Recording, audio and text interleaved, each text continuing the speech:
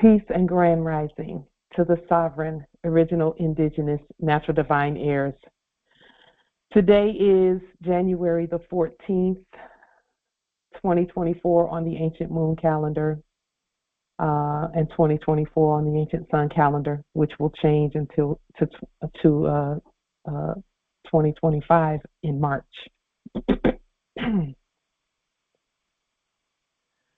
All rise and stand and remain standing into perpetuity, and in accordance with the ancient Noahide laws as stated by this Holy Congress. This is a sovereign living ancient Article 3, Moorish American Al-Moroccan Universal Court action. We are the divine sovereign living justices, and Egglesum Pauline Denise Ritchie, my free chosen sovereign appellation is like tajiri Bay. All are in capitis diminution nolo in red ink, in propria persona sui juris, in proprio solo, and in proprio heredes. We are capite et corpus juris legalis, which is our statement that we are the lawful and legal living natural head and body for our empire, and we do not have a tail on our empire. All Moors are, and we'll explain that portion of our introduction in our Congress today. All Moors are the divine, original, indigenous, sovereign, ancient, Al-Moroccan, Moorish American ascendants of the great pharaohs of Kemet and of the ancient Moabites, Canaanites, Israelites, Hamathites, Cushites, and Hittites.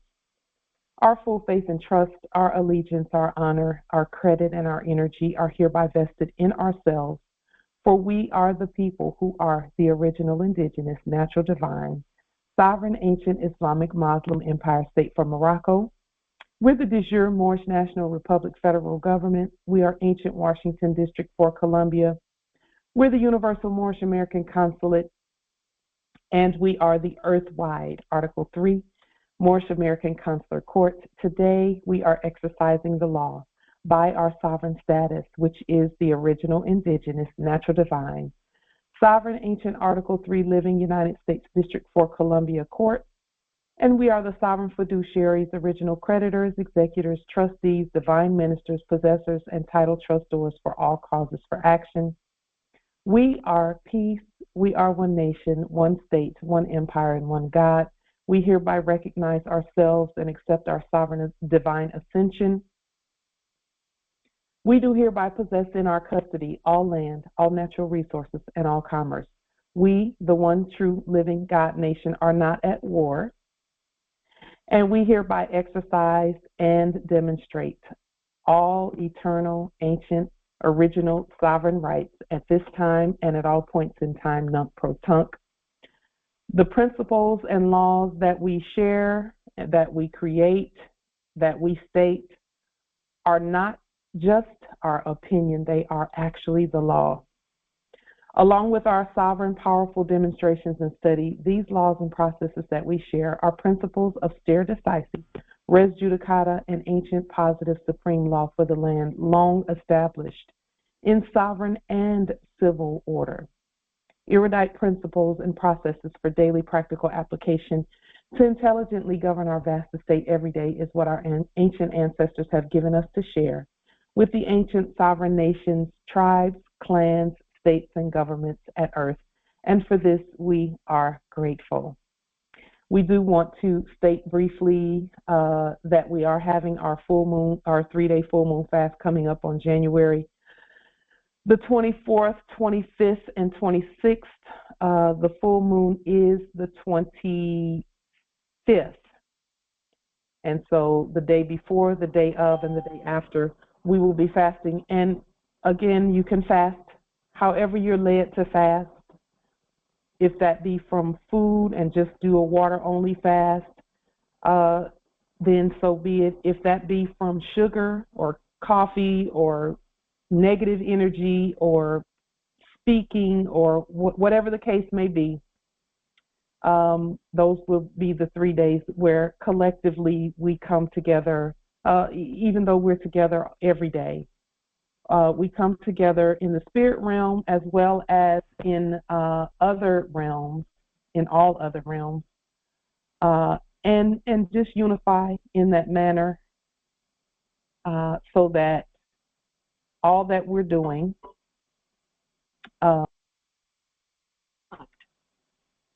is further intensified by the things that by the fast and the energy that comes with that fast, Islam.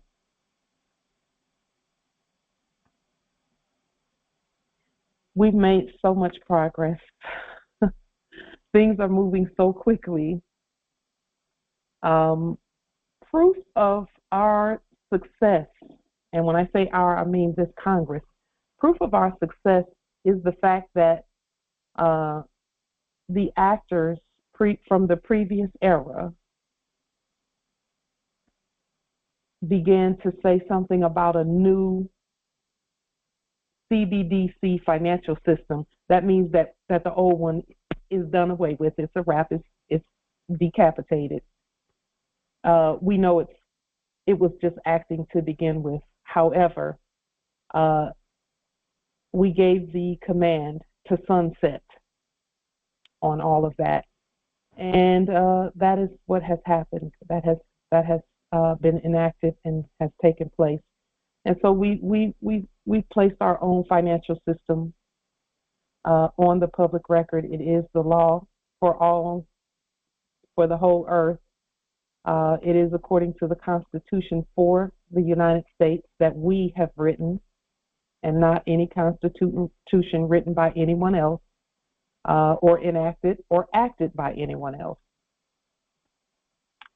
And for that, we are grateful. Just one moment. So,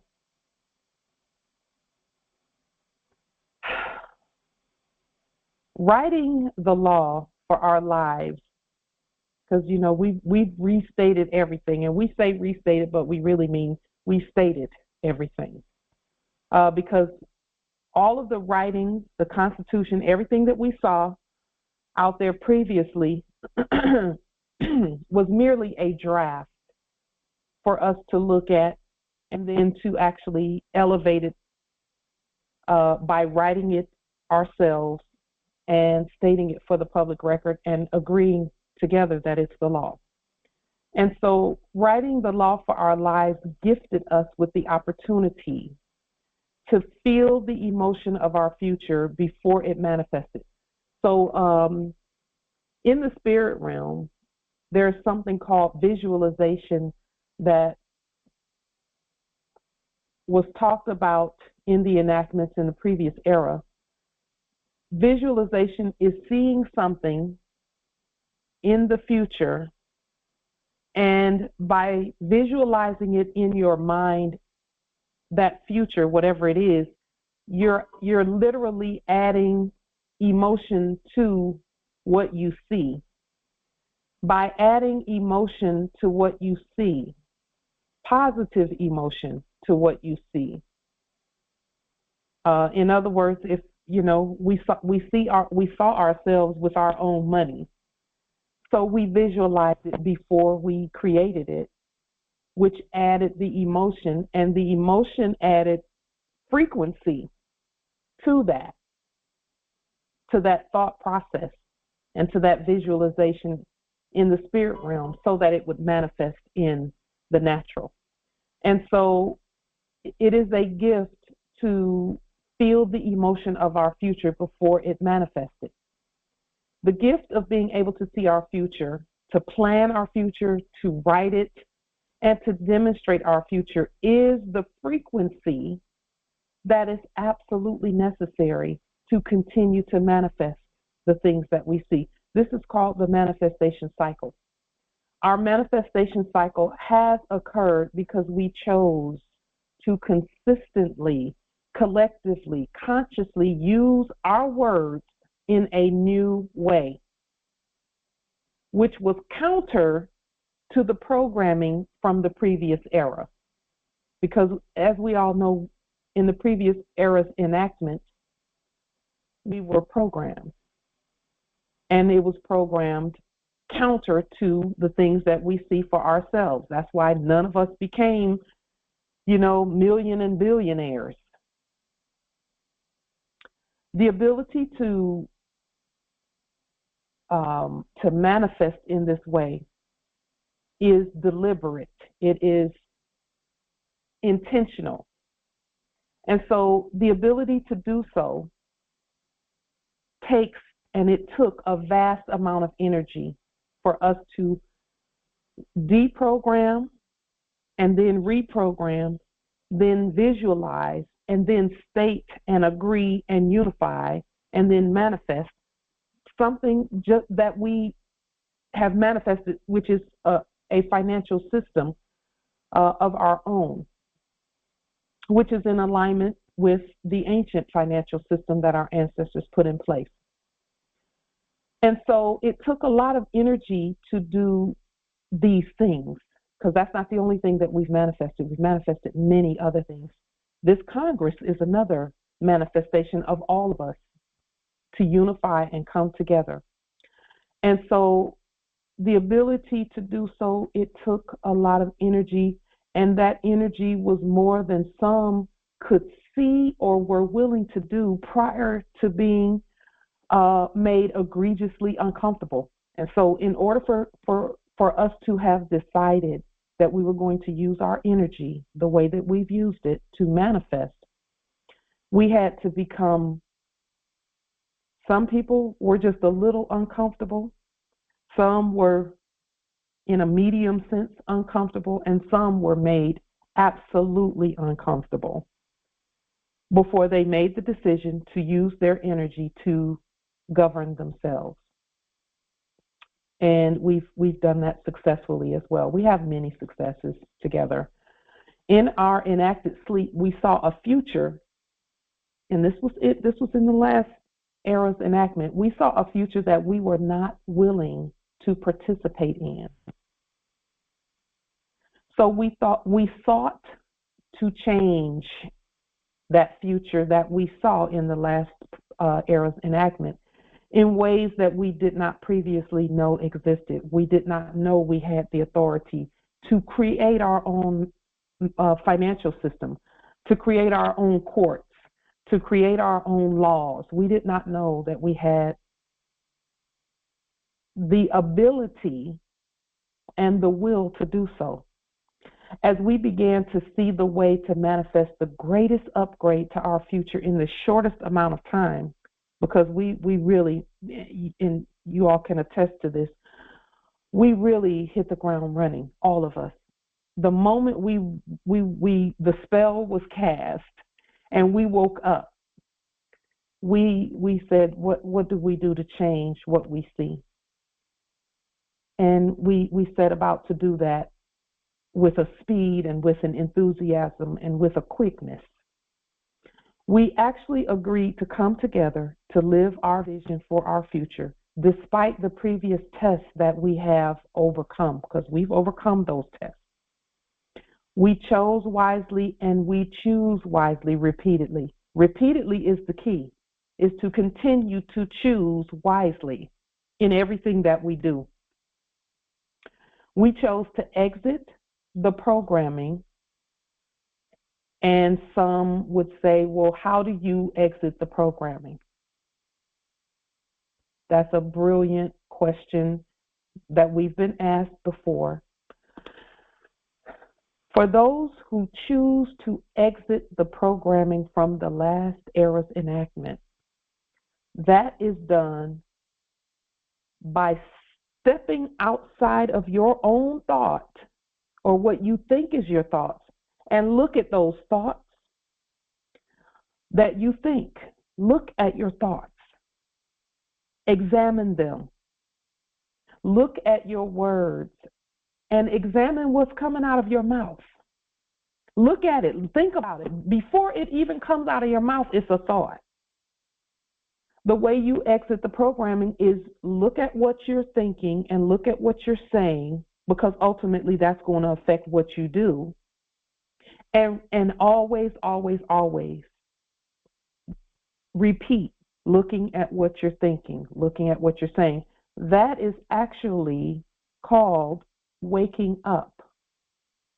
That is the awakening, is looking at your thoughts before they even become words. You look at them and you say, is this something that I want, a spell that I want to cast, or a spell that I want to break? Even in your most casual conversations, you're still casting and breaking spells. And that's why it's important to be in connection with those who are on the same path as you. And I'm not saying separate from anyone. What I am saying, though, is to be around those who spend more time around those who are moving forward and looking forward like you do, because we're all looking at our thoughts and our words and our actions. That is how you exit the programming from the last era. Look at the words you use, because we were not taught how to read in that last era. We were not taught to look at a real dictionary. And then we were not taught to change anything that was in the dictionary that didn't agree with our spirit. We know to do that now because we're the law. We get to make the law.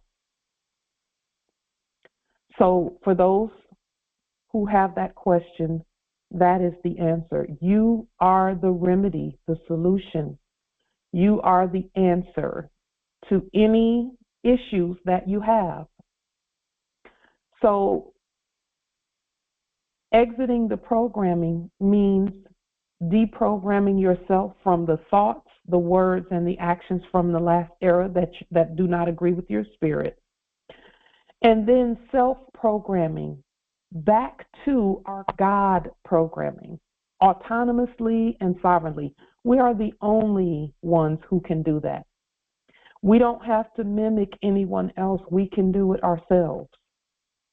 Only the gods can do that effectively and completely and thoroughly. We're the only ones who can do that.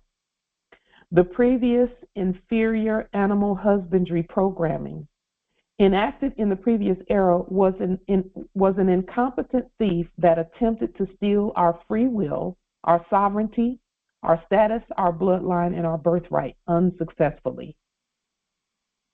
Because you really, there's no way that any of that can be taken from us. It can't be stolen from us. We must concur in the enactment.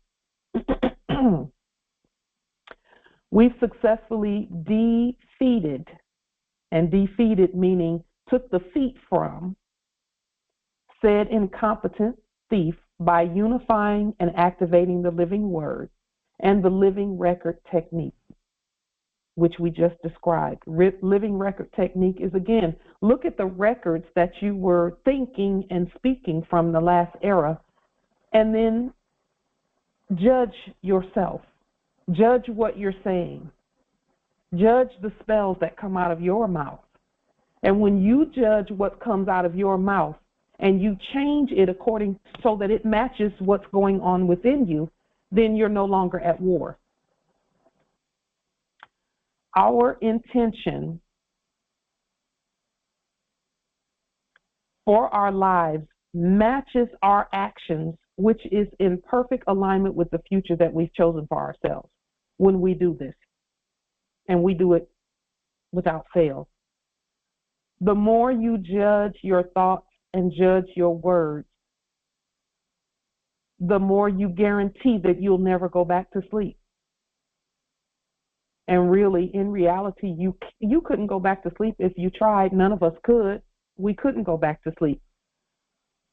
Because once your consciousness and your mind is expanded in this way of waking up and looking and knowing how to program yourself, you won't go back to sleep. You just can't do it. So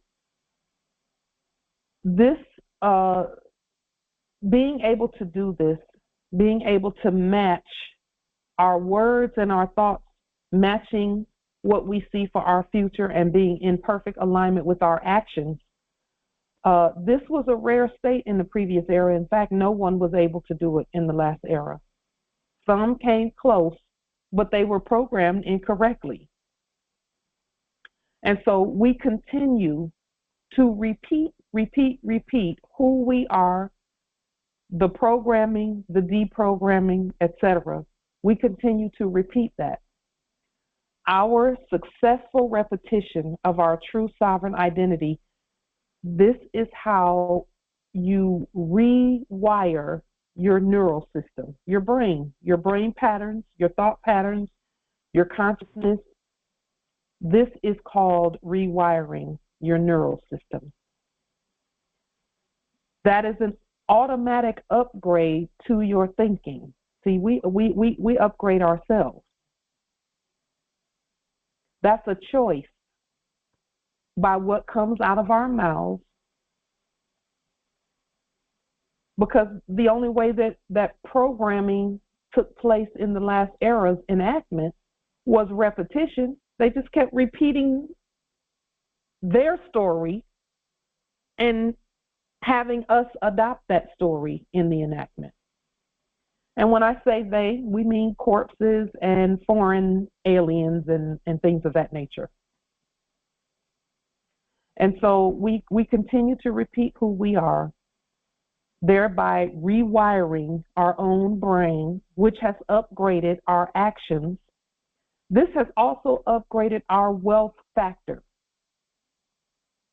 because the facts are now correct. The facts are correct. Our future is correct because we're casting and breaking all the right spells. That is why the word is so important. That's why, there's an attempt to keep trying to pull the word back. Well, that's from the last era's enactment. Our words belong to us. And we're going to show you how the words that we speak and our thoughts, because we can look at what we're thinking and know whether it's programmed thinking or not, and then change it. We can change what we think by living record technique. That's what study is about. That's what clearing energy is about, because many of the actions that we did in the last era were knee-jerk reactions. They were programmed. So we must fix that. Only we can do that. And no one can do that for us. We must do it for ourselves. So if you find that doubt about who you are and about whether you have the authority to state the law for yourself, whenever those words come out of your mouth, it is your job to reprogram yourself, to look at your thoughts before you even say them, before they even come out as a spell, because you have the authority to do that. And then change it. Upgrade yourself. Rewire your own neurotransmitting system so that it becomes a habit to speak positive spells over yourself and your children, your heirs, and those around you, and those that you commune with. That is how wealth is created. Wealth starts with the word, whether you're thinking the word or whether you're saying it or whether you're acting on your word. Wealth starts there, and it cannot start anywhere else. It will not start anywhere else. It will start with your word and what you're thinking and what you're saying. And that's why even the most casual conversation, it's important to correct your words, to make sure that if you're not sure about a word, look it up in an older dictionary or an unabridged dictionary, an old one. Don't use modern dictionaries, use old ones. Fourth edition, first edition, second edition, third edition, Black's Law or Bouvier's dictionary, just old ones, or an 1828 Webster's unabridged dictionary and things of that nature. We repeatedly make the choice to upgrade our wealth, our lives, and to maintain our identity, our true identity, because our wealth and our estate is directly connected with who we are. We've created already neural pathways in our brain, which has caused the entire universe to actively, quickly, and abundantly bring us all that we think, state, and demonstrate. Why? Because of the frequency of our thoughts.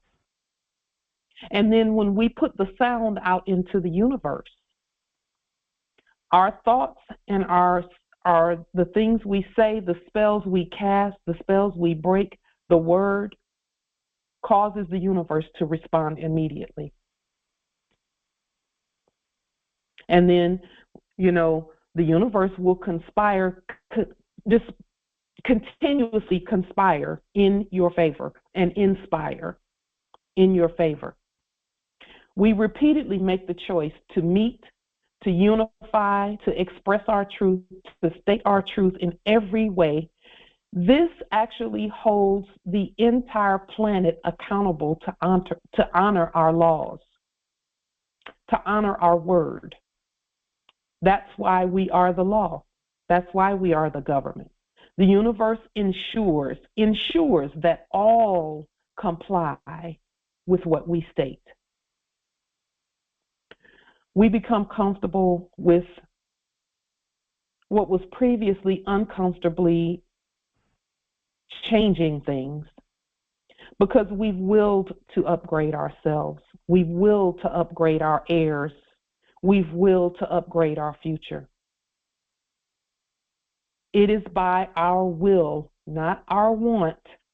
We don't have want. We don't want, because of the word want and the word won't are the same word. It is by our will that all of these things that we're seeing happen around us and that we see for ourselves are manifesting. We are the proof that we are the creators for our lives. We, the true gods, live and reign. Everything and everyone complies with what we state. For this very reason, we've matched the frequency of wealth. Because we've stated who we are.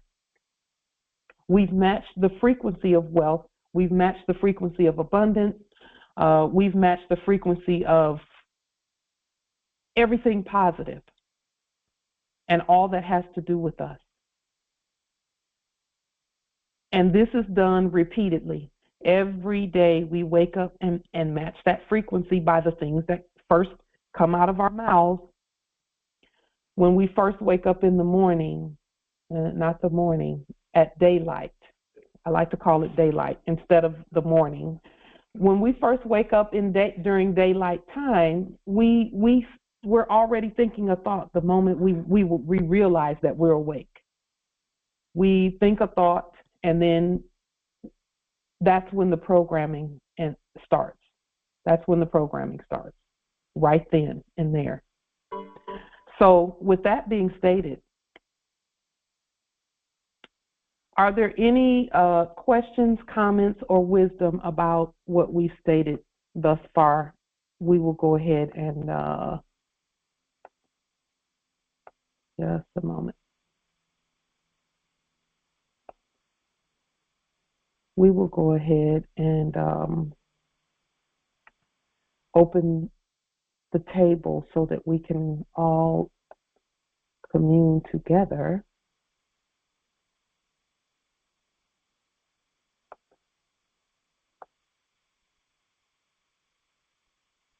Are there any questions, comments, wisdom? Islam, can you open the call for Empress Nabi, please? Still no conveyance. Indeed. Islam. Islam, Empress. Islam, nobility. Just Travis Bay, Michigan territory. My goodness, you'd think you'd be able to get a conveyance since you're so powerful, but that don't seem to work. Go ahead, nobility.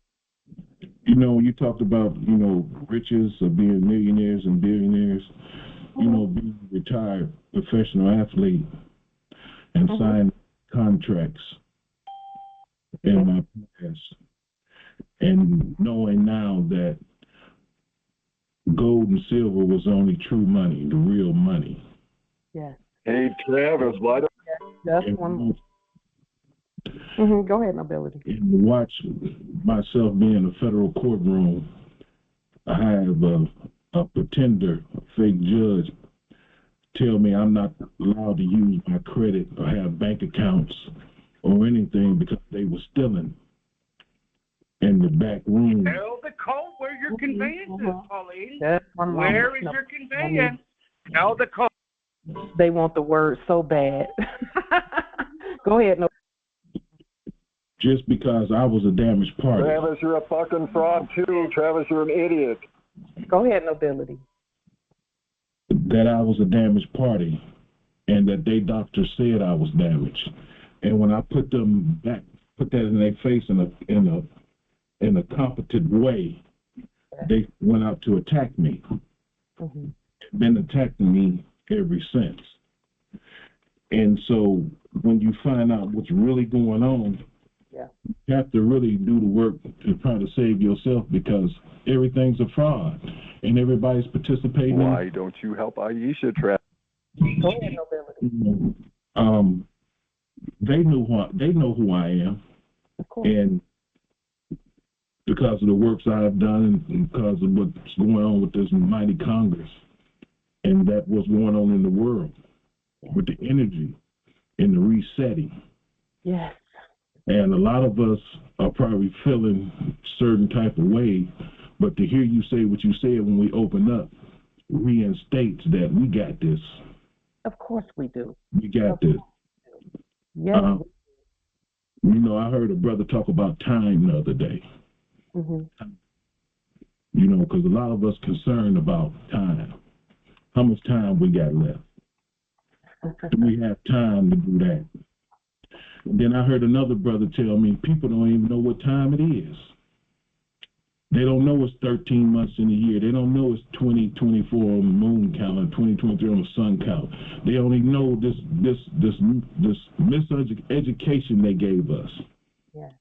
And a lot of us, you know, they say, well, man, why don't you go get you a lawyer and go back and get them people? Get who? Go get another thief? Go get another crook? You want me to stay a minor? You want me to go back in there so they can steal from me again and give me nothing? Nothing.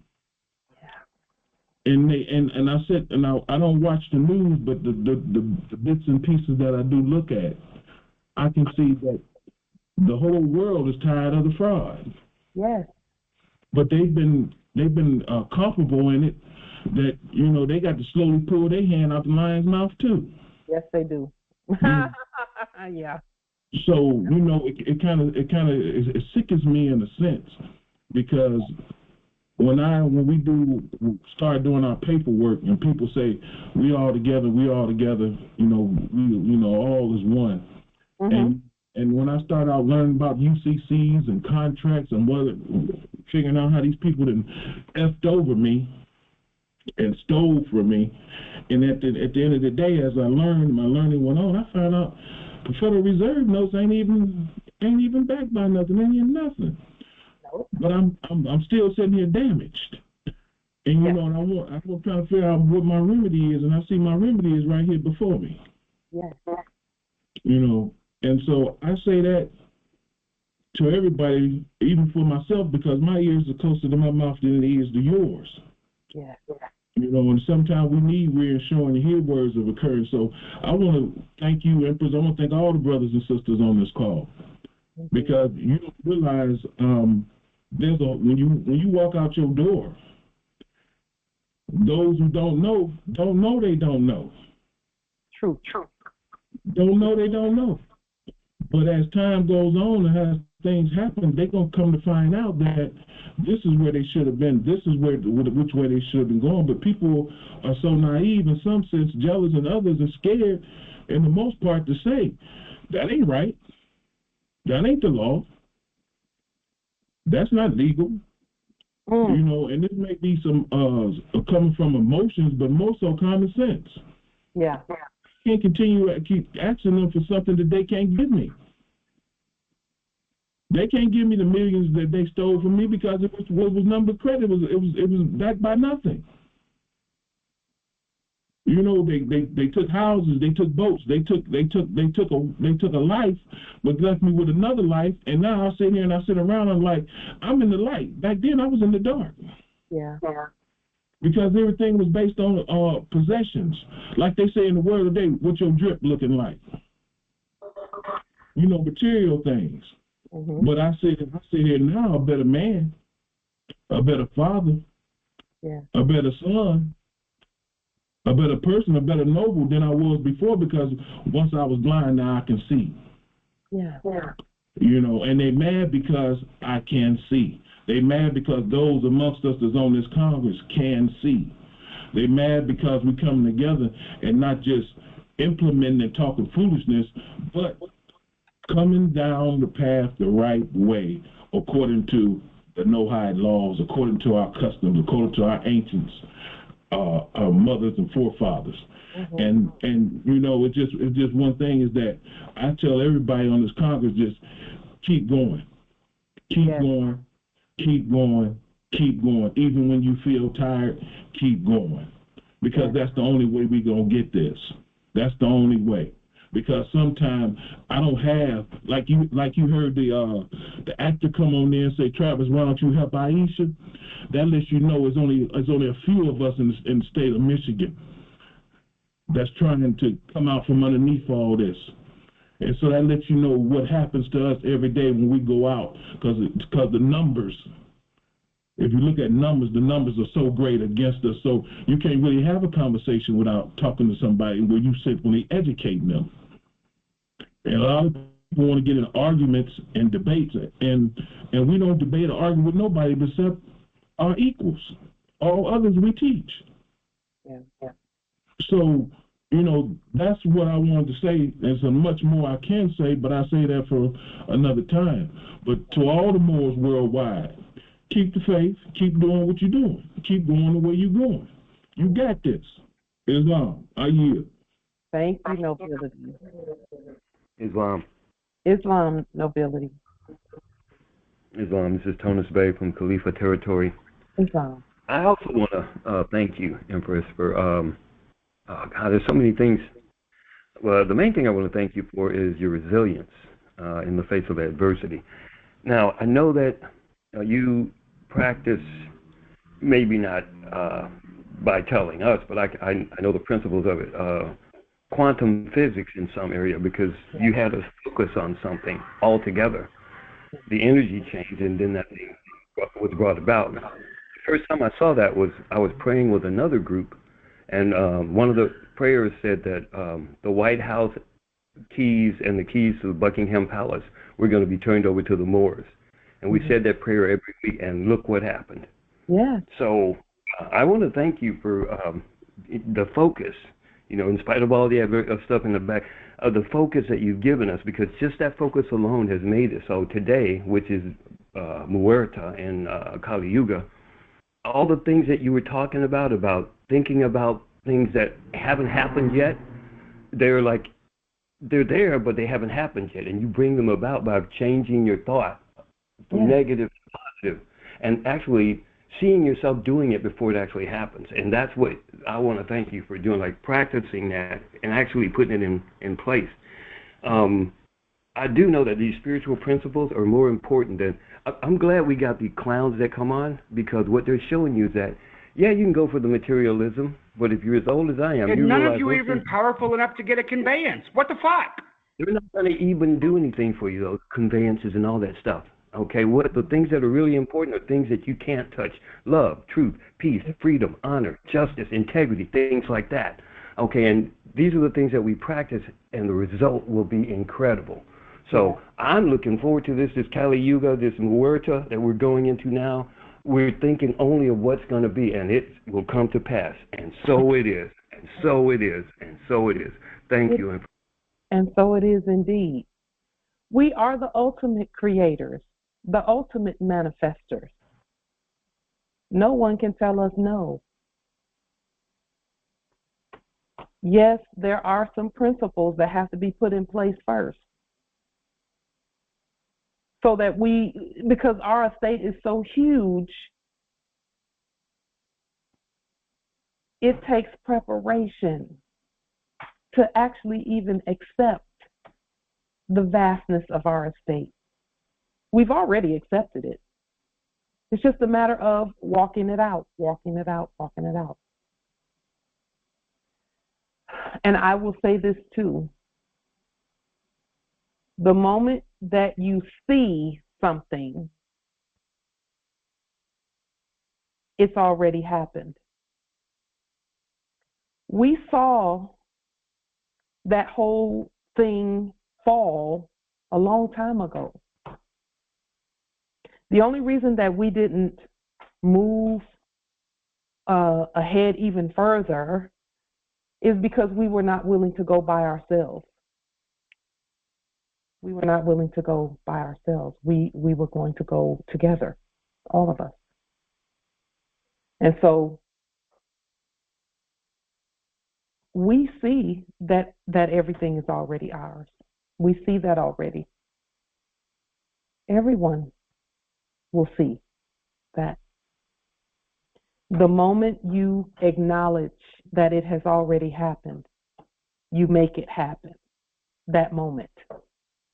Just say it's already done, and it is. That's biblical. That's ancient. That's the Holy Quran. That's all of the ancient writings state that the moment we say it, the moment we acknowledge it, whatever it is. You're all so delusional. It's fucking hilarious. Fucking. The moment. That's why they keep trying to seize on the energy and the words. They keep trying to do that, but they keep failing. We're so much more powerful than that. And see, even conveyances and domiciles and things and all of that stuff is still there. It's still ours. Still. Not a single one of us has lost a single thing because they didn't pick the domicile up and move it somewhere where we can't get to it. So now what's the real issue? The real issue is knowing how to possess the land, knowing how to possess the land, because there's a method to it. There's a system in place for possession. We put it there. So we know it's in place. Our ancestors know what they're doing with us. They know what they're doing. We must trust that we are our ancestors' return and continue moving forward. The stuff was what they were intending on using against us. The stuff. Islam nobility. Justice Kansu. Can you open the call? 9 of 8, please. Islam. The stuff was what would appeal to ego. And once we got rid of that ego energy, and when I say got rid of it, the unnecessary parts of ego energy, because our ego is necessary also, but the energy from the last era, once we got rid of that, we could see clearly that everything belongs to us already. So it's not even really about the stuff. We have more money now than we have things to buy. And that's where our creativity and our creation is coming in at, our word. There's plenty to buy, but we've got more money now than we've ever had, than we could ever print up, than we could ever imagine. And now we're just putting that, seeing, okay, let's put that to use. Let's put that to use.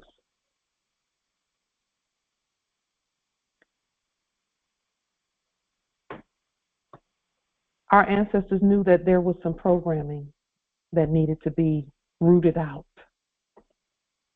so that we could properly possess the estate.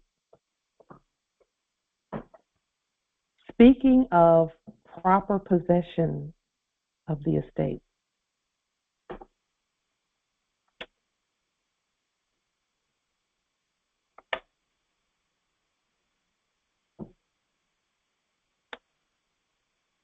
there are 3 unities, 3 things that had to come into unity in order for our estate to manifest as it has.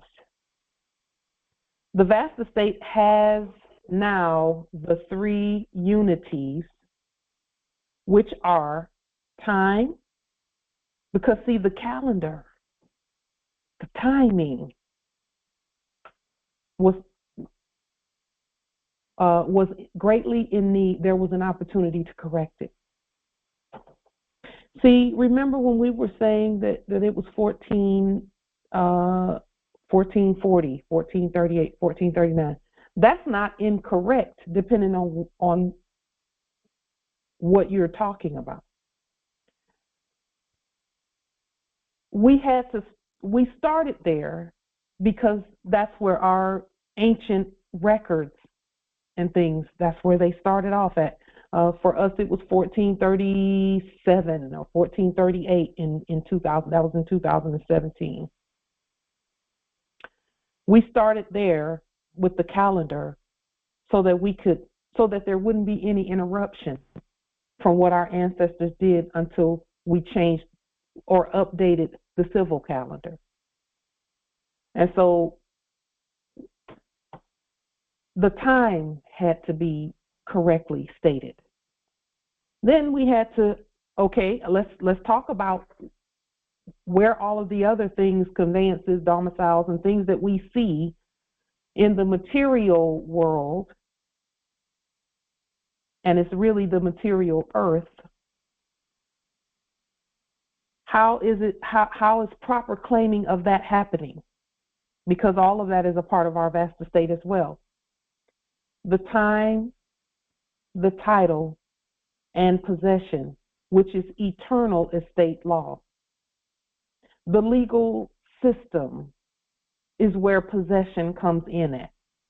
And it was our job to activate the legal system with the proper timing, the proper titles, and the proper possession. We have matched the wealth frequency. We've matched the abundance frequency. We've matched the peace frequency, the wisdom frequency, the unity frequency, the freedom frequency, the health frequency, the healing frequency, the high rising frequencies, the manifestation frequency, the joyful fun frequency, the awesome travel frequency, the very best of everything frequency, the highest quality frequency, the God frequency, the frequency for all land, all natural resources, and all commerce, and all other intended frequencies. We've matched them at all dimensions. And all we're doing now is continuing. And then none of you can get a conveyance. Why can't you? And so they keep, the wanting to their want to keep pointing to that one thing about conveyances in their calendar. See, not ours. In our calendar, we already possess everything. They know that. So why do they keep coming? Why? Ask yourself that. Why? Why do they keep attempting to interrupt? Because they're not really interrupting it. Because we keep going. Why? Why do they keep wanting to come in like that? Why? Because it's already done. They already know that. It's already done. Islam nobility. And because the intention of whatever it is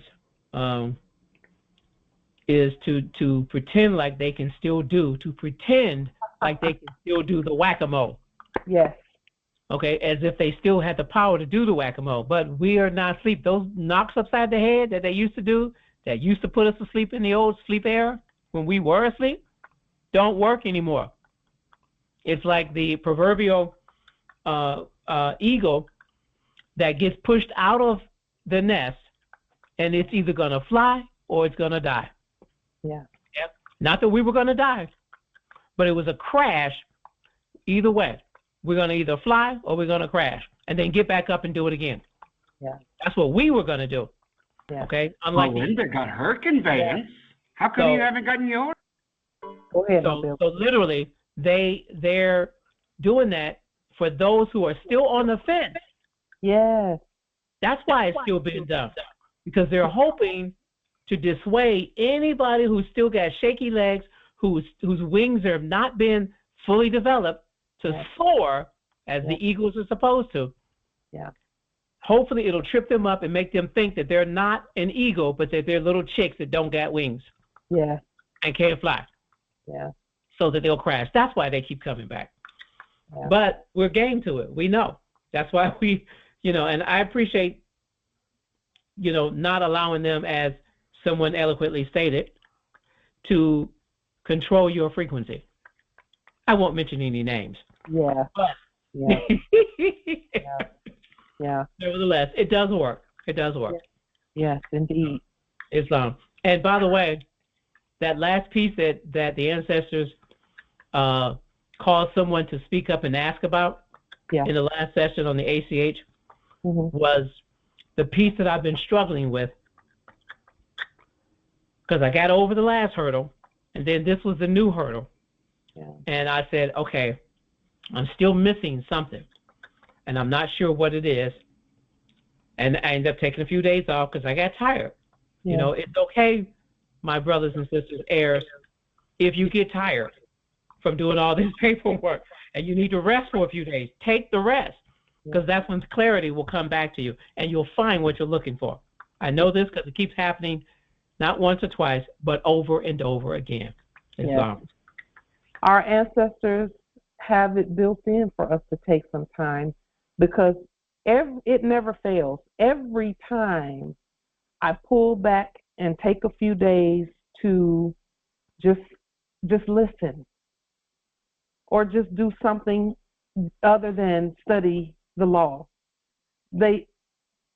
after 24 hours, new revelation, new perspective, it's almost like new eyes come and add to what we've already done. Islam.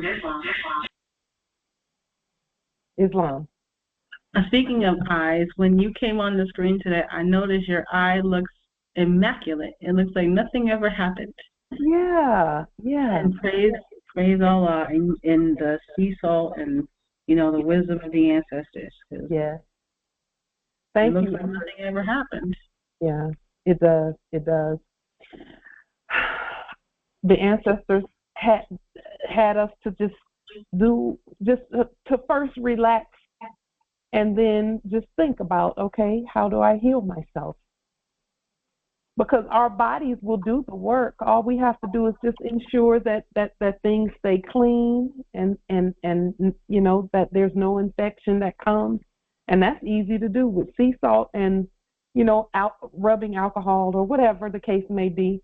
As long as we keep the bacteria out, our bodies will heal so quickly. And see, that type of access to our estate is another part that those fake voices that try to come on and say things, they're not going to point that out, so they keep talking about a conveyance. Meanwhile, we've healed ourselves. Our nation is being healed. Our future is healed. Healed as in healthy. And we have put our heel on that other thing, the fraud. See, they don't want to point that out, so they're not going to say anything about how we heal ourselves. They're going to talk about a conveyance. They're not going to talk about the future. The future. They're not going to talk about their future because they don't have one. They don't have one. Yet we live forever. We are eternal. Yeah. So they're gonna minimize everything down to a conveyance. They're gonna bring all of this wealth down to one conveyance, one domicile. Yes, Islam.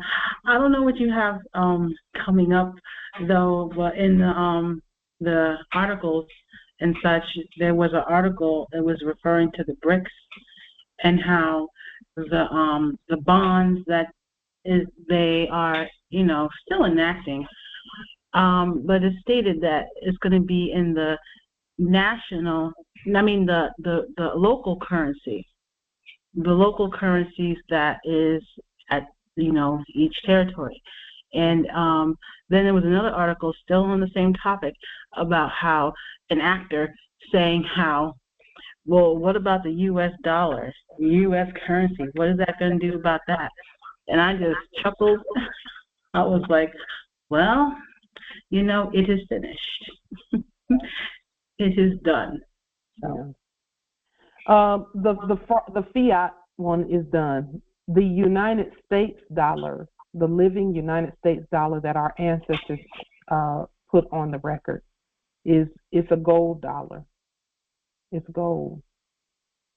That one is our, everything that our ancestors did is still valid. There was a hypothecation, there was an attempt to mimic all the things that our ancestors did. And the United States dollar is it is a unit that you have to put something there. You have to have something there. We have more sovereign dollarium in that space. Whereas in the enactment previously, they had the Federal Reserve Debt Note, the U.S. Federal Reserve Debt Note, the Unum Sanctum Federal Reserve Debt Note, or whatever the U.S. stood for them, for the actors. So our ancestors know what they're doing. They know what they're doing through us, through each and every one of us together. They already know that everything belongs to us. They already know that that we're the wealthiest ever.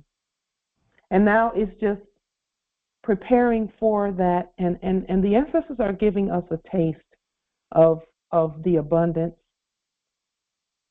And I'll just say this.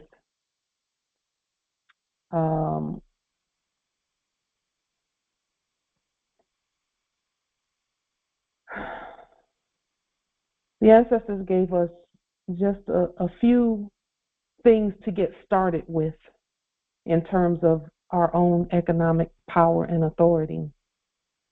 And I'm telling you, there's so much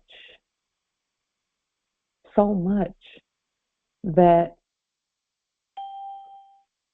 comes our way in terms of everything, that we actually have to prepare our spirit to receive all of that. And we've already received it. It's just a matter of governing it competently. That's really the issue. And it's not an issue. We know how to govern. That's what we've been doing, is doing the proper records and things of that nature. Islam. That's really all it is. Islam nobility. You just tapped on something when you said that we had to prepare our spirit for receiving the estate. Now, whether we realized it or not, in the old era, for you to be a billionaire, I want people to ponder how much work and how hard would you have to work to get to a billionaire status in the old system. First of all, it's impossible without compromising one's sacred spirit, your eternal spirit.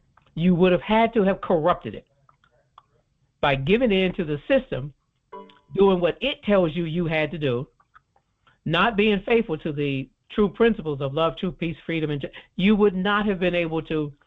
In fact, it was darn near impossible. Okay, correction.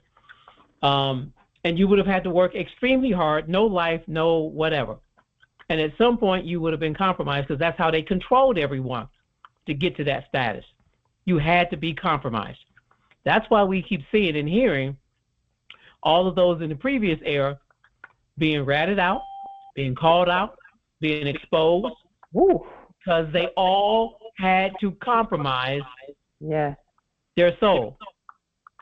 Now, that's how hard you would have had to work in the old era to get to this status. Now, in this era, when we claim our estates, it is actually much easier despite the hard work that we physically have to do, because we can do it with a clean spirit and a good conscience. That is worth more than any of the fiat money that we would have had and so-called riches in the old era. Peace of mind is more valuable than gold and silver. Peace of mind, peace, internal peace. Islam. You know, Noble Phoenix, Islam, I affirm exactly what you're stating. Listen, they had to have, in that last era enactment, just one of them claiming to be a millionaire had to have a team of lawyers, quote unquote, acting lawyers. A team. Team of demons behind them. Oops, excuse me. Did I say that out loud? Yes, you did. Yes, you did. A team of thieves. And they couldn't get away from that either. They couldn't try and do it themselves. They had to have the thieves on their side. And them thieves could flip at any moment. So that's what all of this study is about, and knowing the law and being the courts and all of that. Before you can accept even $1 million, you had to know the law, because they were coming for their stuff, for their debt. Just think about how many of us, and we didn't even have millions. Can't wait for Phoenix to fail. Failure, Phoenix. You're not. That's how you know you're going to succeed, because they keep trying to name you and they can't name you. Indeed. Just think about how many of us had to deal with the quote unquote legal system in the last era's enactment, and we felt like we were at the mercy of that system in the last enactment. So, in order to accept our vast estate, we had you to. Don't have self-service. We had to know how to. No. Look at the minuscule, minute things they keep talking about. Meanwhile, we have the whole estate at our disposal. Not disposal, because that's. You can't even use your old phone, you stupid fucking bitch. Jealous.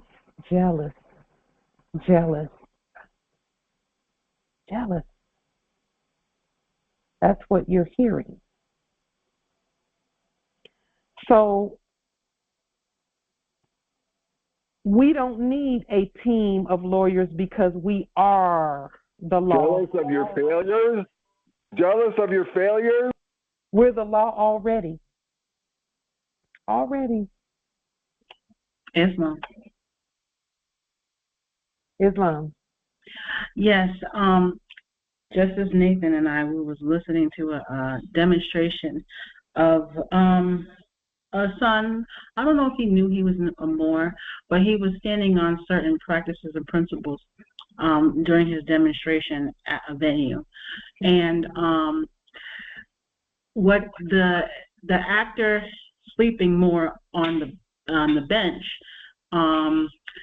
stated to the son, the brother, was that because he had stated he was doing a special appearance, and in the enactment, the magistrate stated, you can't be a attorney in fact for your minor. Essentially, that's what he said. Mm-hmm. Right? That's what, because he said you can't be attorney for a fact for this person. Yeah. But I knew it was the minor, right? Yeah. And so I listened to it, and then after it was off, I was doing something else, and then it hit me like a ton of bricks. I was like, my goodness. He said a whole mouthful. The sleeping acting magistrate stated, you have to be in your sovereign capacity, have operation full authority over your person.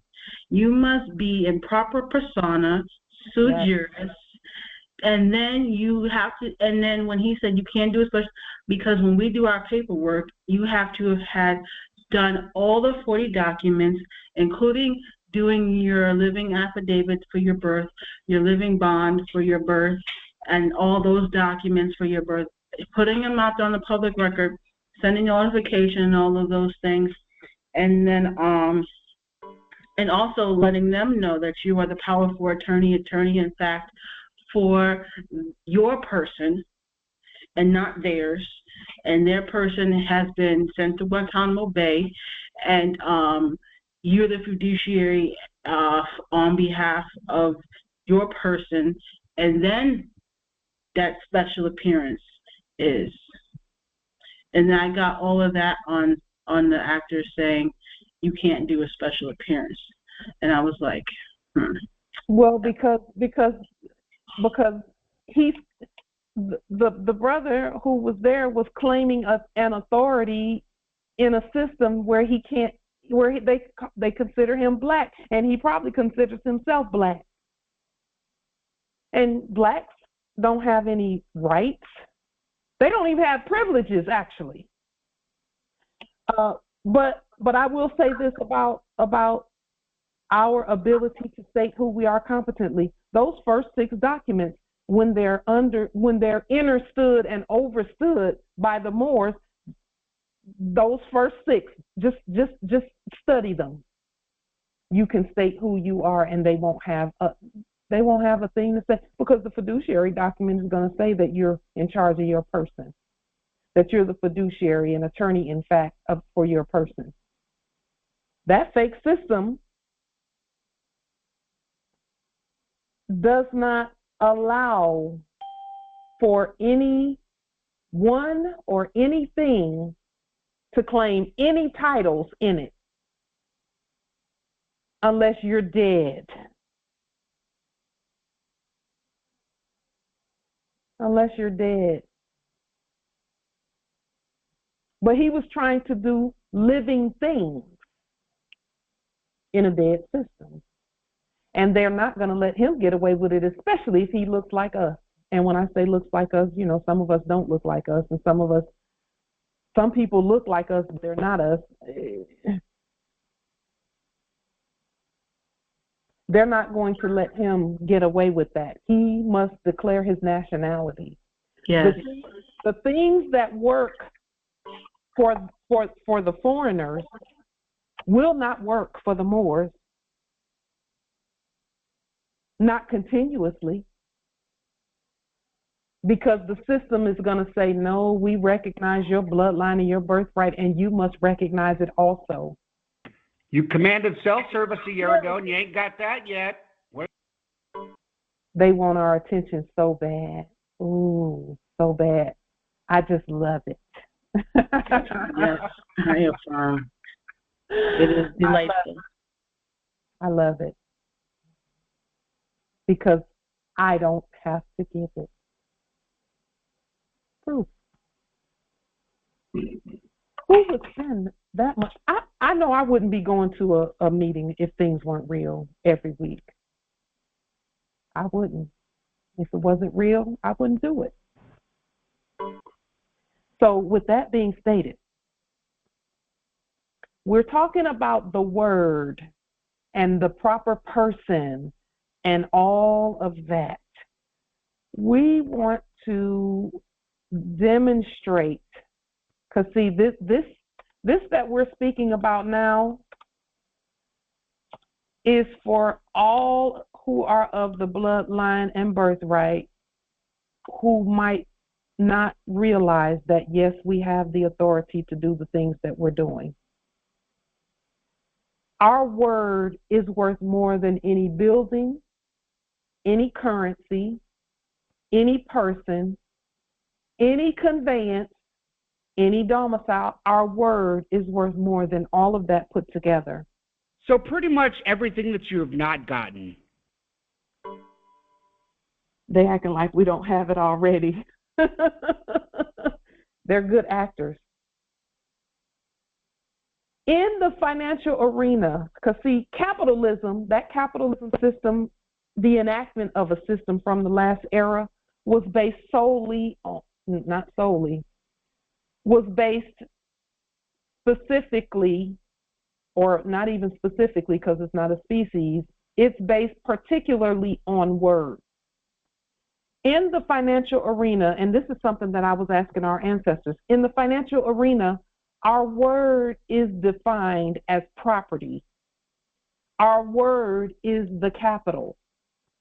I was asking the ancestors a while ago, this was probably 2 or 3 years ago, when the ancestors, you know, as they were showing us things about capitalism and things of that nature and how things are written, I was asking them, what is it that gives the actors the ability to claim that they have a certain amount of capital? Because some would say, you know, in their acting, they would say, you know, Coca-Cola has 500 billion in capital or something of that nature. And I asked the ancestors, how are they making that assessment? How much capital is necessary to produce $100 million? How much capital is necessary, and what is the definition of capital? Capital is our word. It's the word. Those holding the words, such as with our fiduciary document, hold the wealth. All we had to do was pick it up. Pick up the word and use it.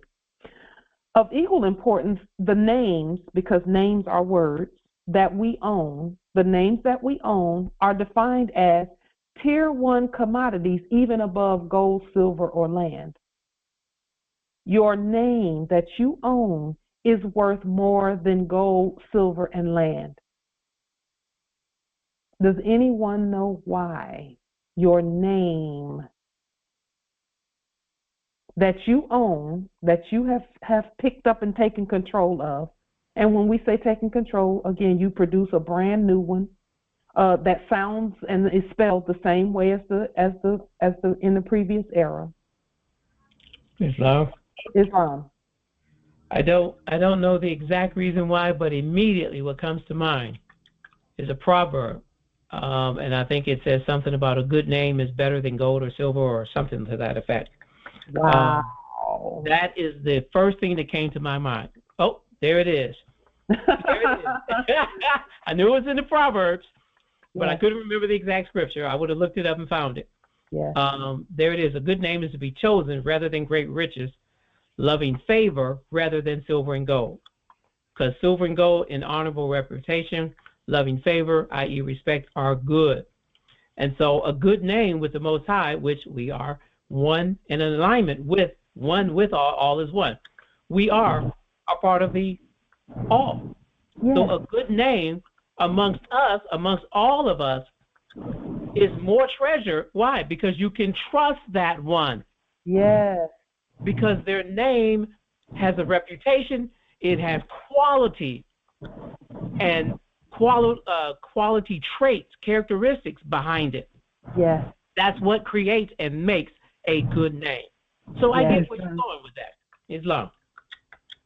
Islam. Well, before you brought that to the screen, I was going to say there's a song, and it's in the Biblios as well. And when he was always talking about the name of Yahshua, and the name, and it's all in the name, Lord. It's all in your name, Lord. It's all in your name. And then they keep putting that out there so many different ways in different songs and, you know, just so on and so forth. And because the song, it has a frequency, it has a mantra, it has all of those things, and it's repetitive, and it gets in your spirit, and so on and so forth. So it's the name. It's all in the name and the blood. The name of Jesus and the blood, and it's nothing but the blood. And that one too. Yeah. So Islam. Islam. Empress Aisha, and then Empress Sasha.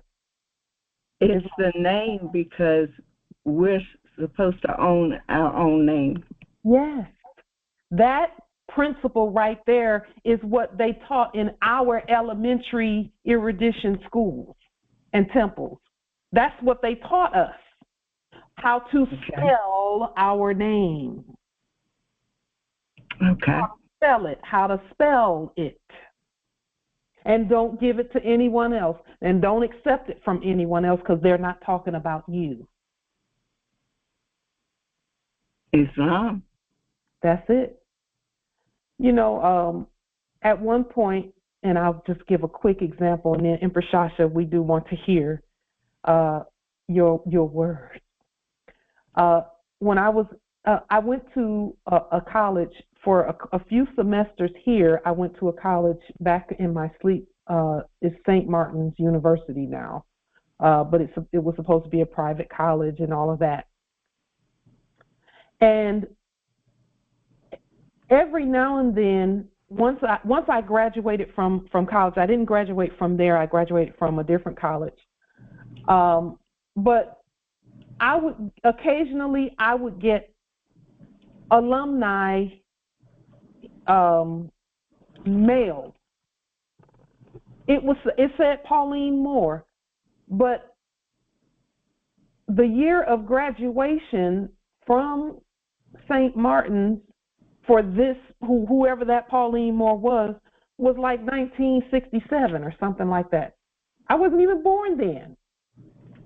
So I knew that they were speaking to someone who was not me. How they connected those to the address and that name, but it didn't really matter because all of it was fraud, because that's not me. So someone else was using a name, but it was a bad name. It wasn't a good name. And see, we have to be careful even with these scriptures right here. Proverbs 22nd chapter verse 1, it says, both riches and an honorable reputation are good, or a good name. So we're supposed to have the riches and the name. Empress Sasha, I yield. Empress Sasha. Islam. Islam, Empress. Very short. Name is Amen. Yes, it is. Yes, it is. And Amen is true. Yes. And so that really, when you first asked the question, I saw immediately the Amen. Yes. And, you know, the Amen is honor. Yes. God. And so that was just the first thing I saw, and everything that everyone has said really speaks the same thing, but that's it. Well, Empress, when we look at the Mayflower Compact that the foreigners enacted when they came here in their enactment, it starts with, to the God, Amen. That's what it starts with. It starts with, not ends, it starts with that. Begins the head. Yes. The head. Yes. And the reason it starts with that is because they know who we are. And they couldn't get onto the land until they acknowledged that. And isn't that's the thread that's throughout it all? Yes. They could not do without honoring, yes. even when we did not know or had forgotten. Yes. They knew they could not move. Yes. There was no deed they could do without first honoring yes. us. Yes. Speaking of which, what do you take, and this is just a question for us to think about and to listen, what do you take to a bank when you will to receive money, such as a withdrawal or a loan or whatever? What do you take to a bank in when you're doing those things? Because we know we're the bank. What do you take to those structures, or what do you send to those structures? It's always going to be word. That's what I was thinking. Your good name. Your good name. Yes. That's absolutely. Yes. Which is your God name, which is yes. Right where we are, right? Yeah. Good, God, and gut are the same word. Same thing. Because your gut is another brain. Yes, it is. Conscience. And in the growth cycle of a fetus, the gut was before the brain. Right. The gut is before any of the other appendages and systemic pieces and parts. Right there in the gut, which is why when you look at today, why the food. Yes, was so important. Yes. So important. Yes. And that's why no matter where you go and no matter what we were doing, no matter what we were watching in that last era, we were bombarded with commercials about food. And it was 3 or 4 restaurants on every corner. Exactly. Not nutrition now, but food. And not even really food, it was food stuff. Food substance, right? And I say food because food isn't necessarily nutrition. It's not nutrition necessarily. So not necessarily. Yeah. Islam. So what we also want to pay attention to is the word substance and substance. Yes. Those 2 words are very, very important. Sustenance and substance. Right. Anything that we produce is going to be both. Okay. Again, word. The word, and this is the reason why our names that we own and the letters and things are so important. A word is a unit of value. A word is a store of value. That's why they used to say, word is bond. Word is bond. The word binds us together because it is a unit of value, a store of value. It is considered consideration. The word has the same characteristics as money. The word and money are actually synonymous. Word ownership is money. See, the wealthy, we own our words. We own our letters and we own our names. Because a good name is even better than riches. You can have the silver and gold because of the words you use. You can have it because of the word, because the word comes first. Before any silver and gold goes anywhere, the word is first. And the character yes. is in the word. Yes, indeed.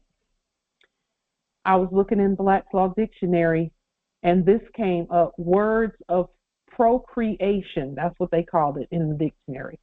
To create an estate tail by deed, it is necessary that words of procreation should be used in order to confine, and this is how you know these definitions must be restated, to confine the estate to the descendants of the first grantee as in the usual form of limitation, to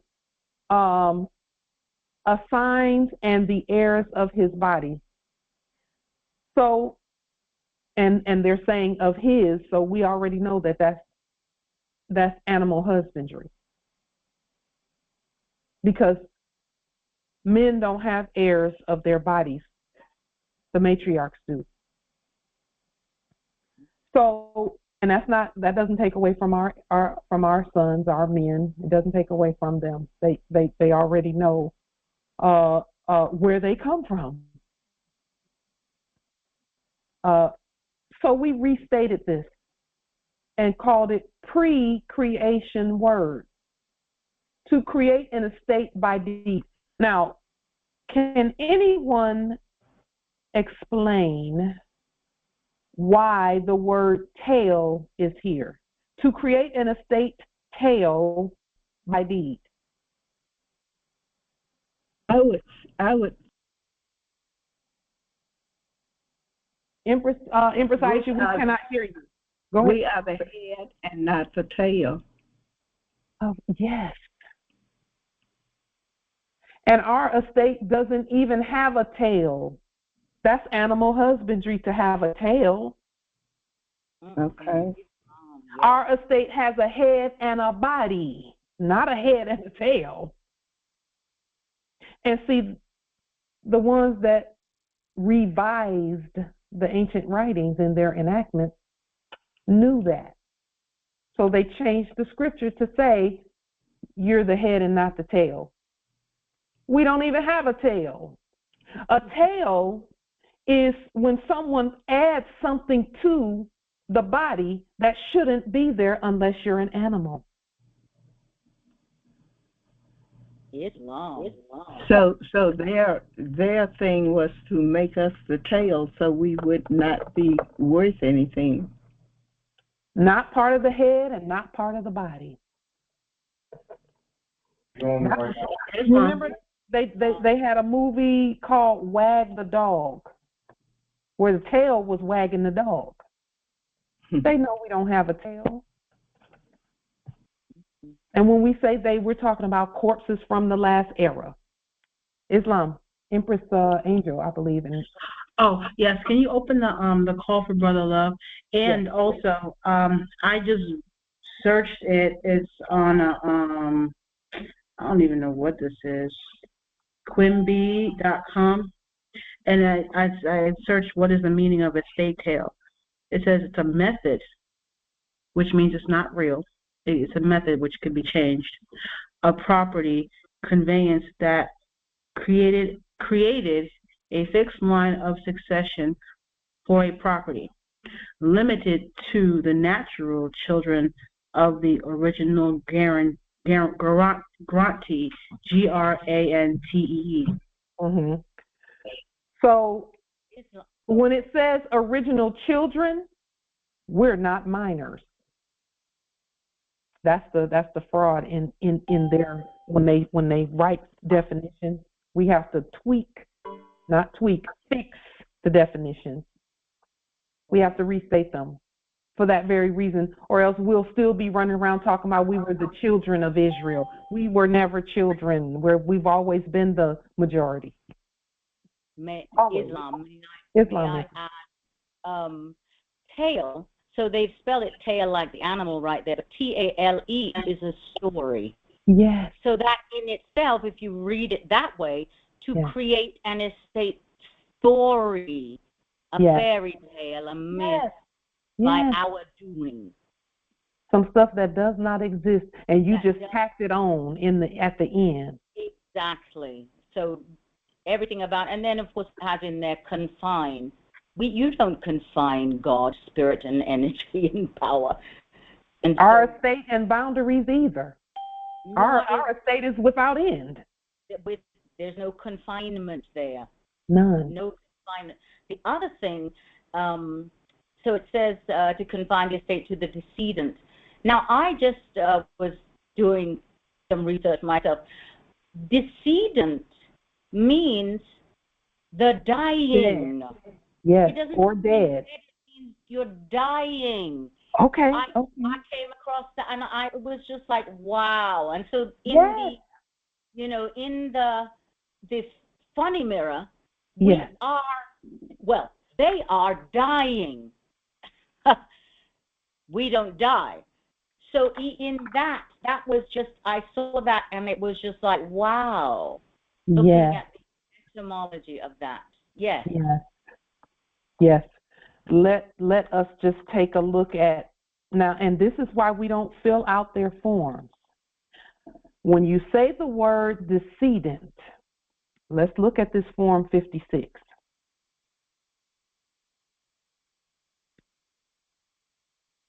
This is notice concerning fiduciary relationship.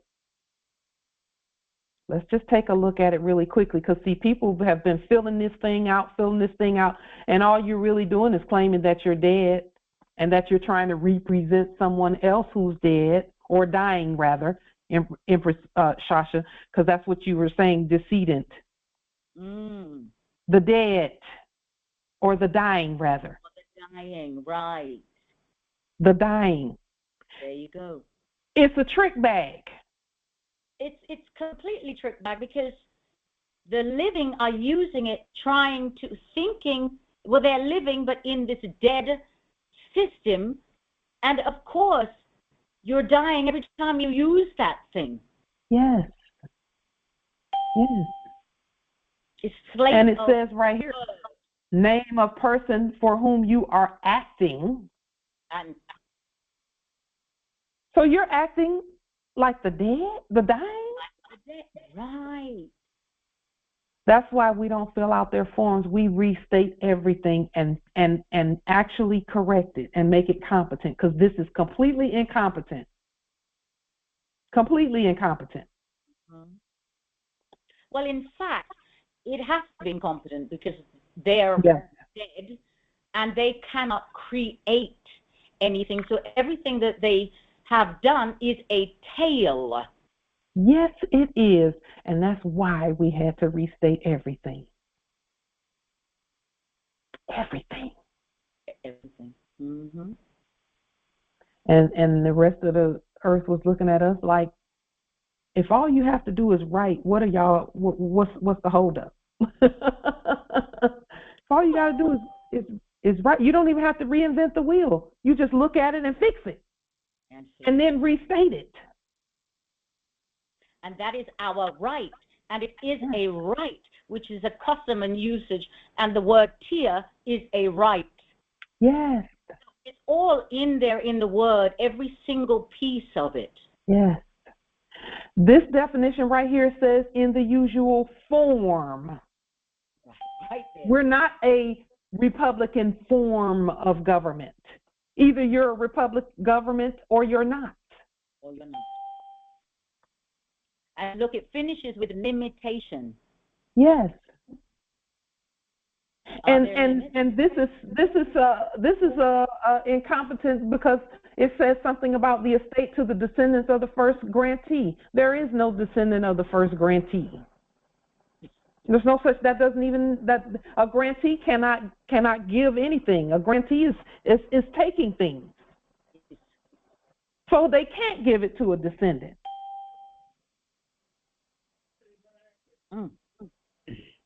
All we had to do was learn how to read, and it was over.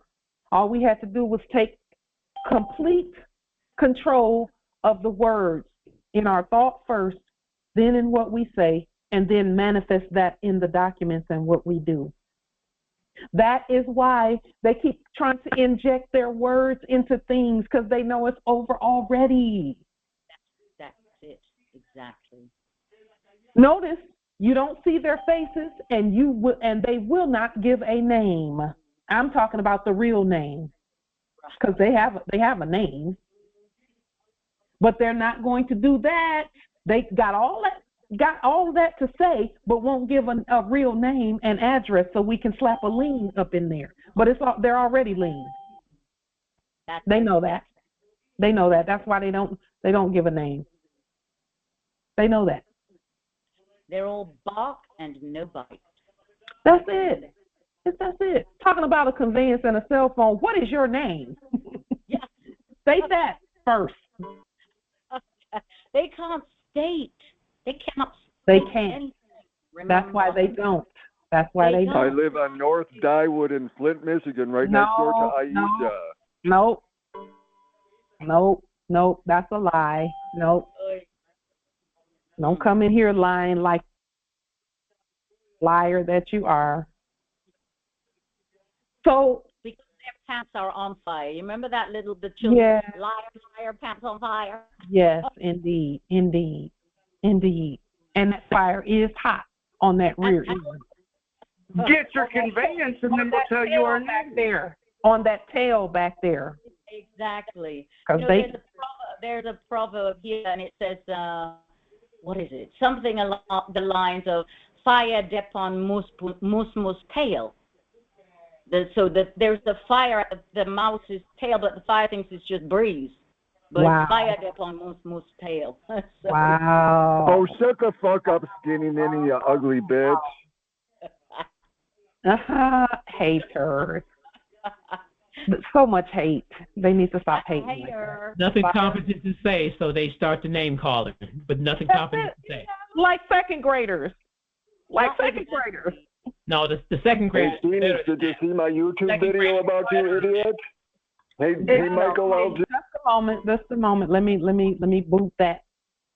Yeah, that's Thing. Yeah, their name is Thing from the Addams Family. You've given them enough energy tonight. I Indeed. think you should now change the subject. Indeed. I really do.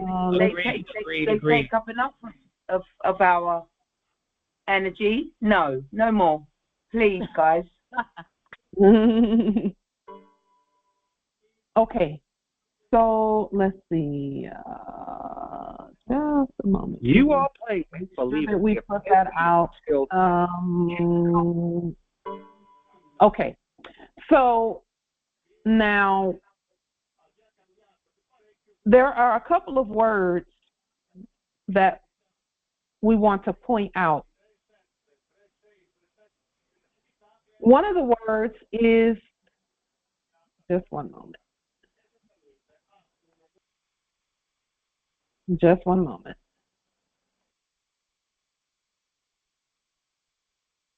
Okay. Proper. French proper, the Latin is proprius, such as in propria persona sui juris, propria and propria, same word. It means one's own. I want to call your attention to number 2. In order for something to be considered proper, it is naturally belonging or peculiar to a specified person. So we're talking about species again.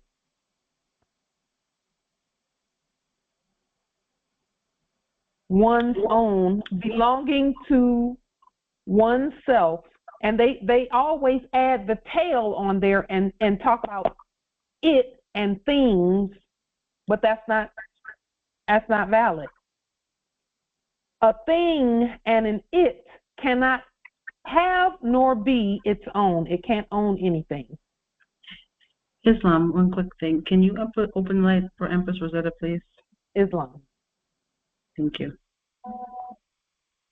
And it says here, in grammar, used to designate a specific individual. And look here, proper, written with an initial capital letter.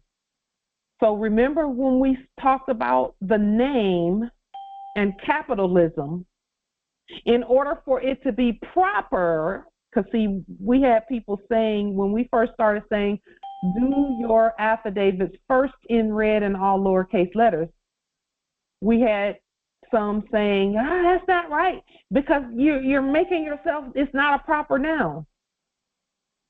Okay, it means it's specific, it's generic. That's the term they use, and they were using that term incorrectly. Generic means according to a specific gene. You still haven't gotten one thing that... Islam, she's in, you can lock it. Islam. Okay. Grand failure all the way around. According to a specific gene, that's generic. That's what that means. If something is generic, that means that it's in the same flow as everything. You're all colossal fucking. So, written with an initial capital letter. Whose capital letter?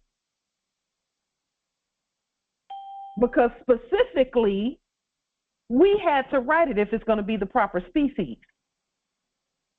Or else it's what they've been calling it fraudulent grammar. And doing things like parse syntax, which there's nothing wrong with parse syntax.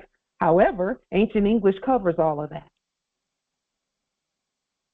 Our fiduciary document covers all of that, fraudulent grammar. We're not trying to rewrite what they wrote. We're stating it. In heraldry, represented in its natural colors. And we know how to change that up.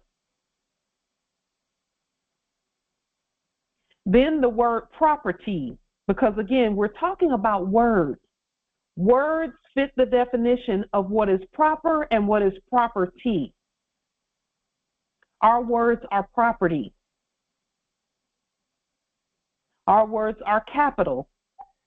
Our words are security. You're fucking nonsense, your words are, you dumb cunt. Our words are property. This same definition for property is the same definition for word or proper word. And word and money is the same thing too. This is all synonymous. Our words give us the right to possess, not a privilege, and that's what the great taking is all about. There were some who were enacting being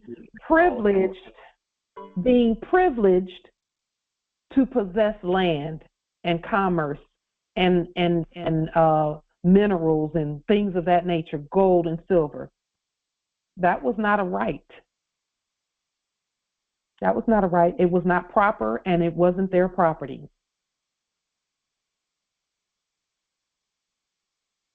The right to possess belongs to the heirs.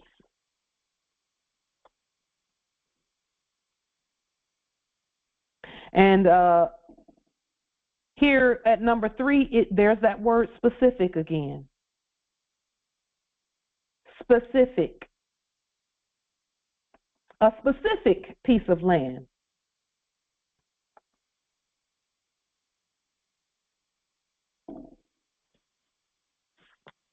Any trait or attribute proper to a person, not a thing. Our person, because we're not persons, we own persons.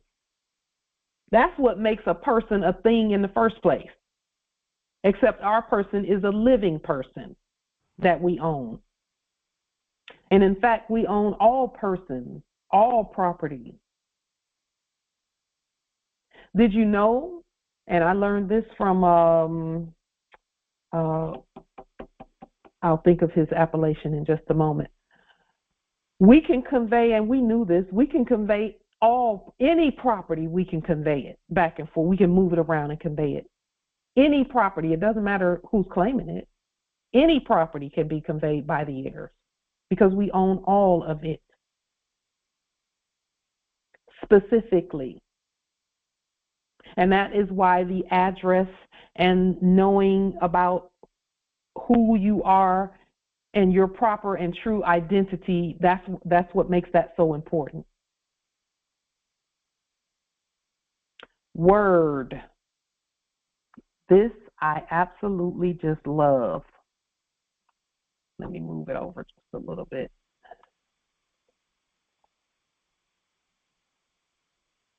Just a moment.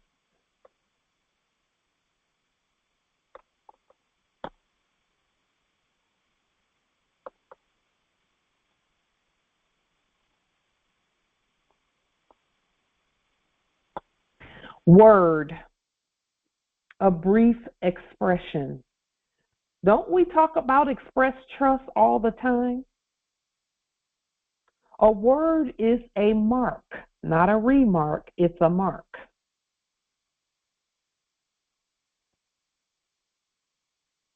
And then whenever you see the word advice, the root word is vizier.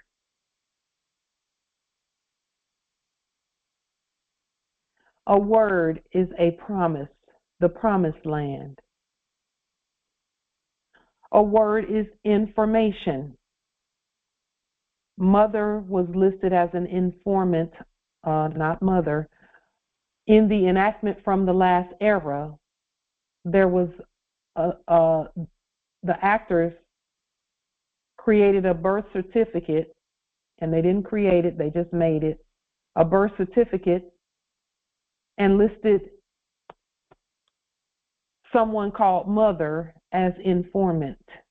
They were trying to claim the word over the heirs right then by calling her an informant in the enactment. They were trying to claim the word. You're all just part of Pauline's pity party. Pauline's pity party. They were attempting to claim the word in their enactment, just like that. And we just boost them when they try to claim the word, because the word belongs to God. A signal, and this is one of the words on our fiduciary document. All signs, sounds, sigils, the root word being sign, like signature. A command, an order.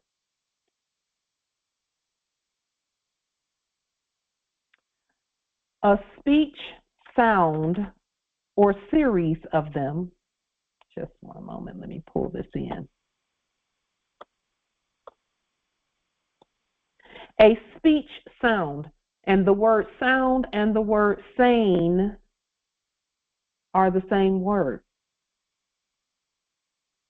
When someone says that, when someone is claimed, when it is claimed that someone is insane, that means they're hearing sounds that are different from the one calling them insane. That means the sounds are coming from within them instead of from without.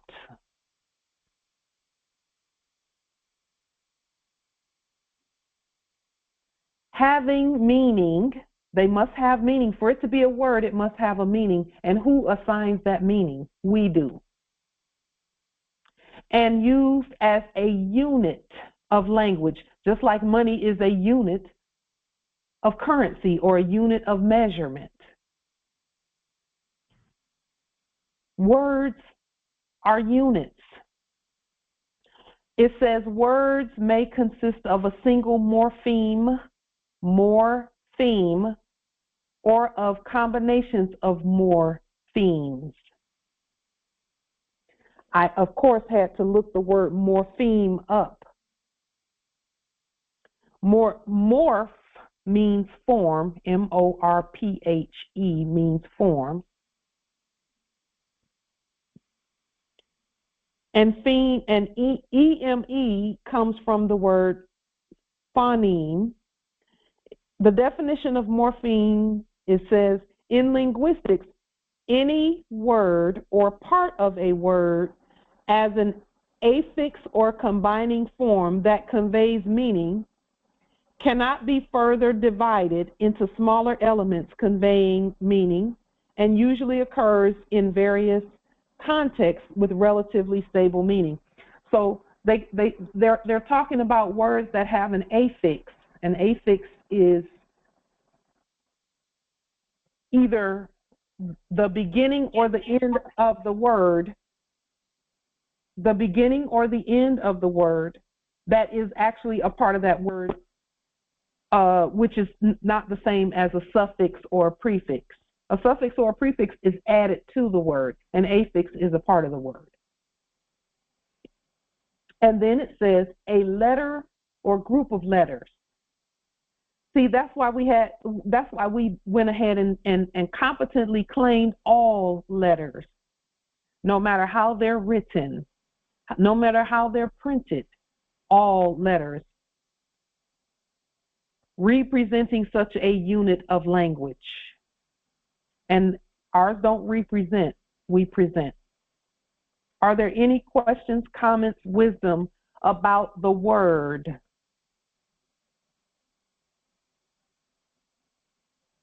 Any questions, comments, or wisdom about the word?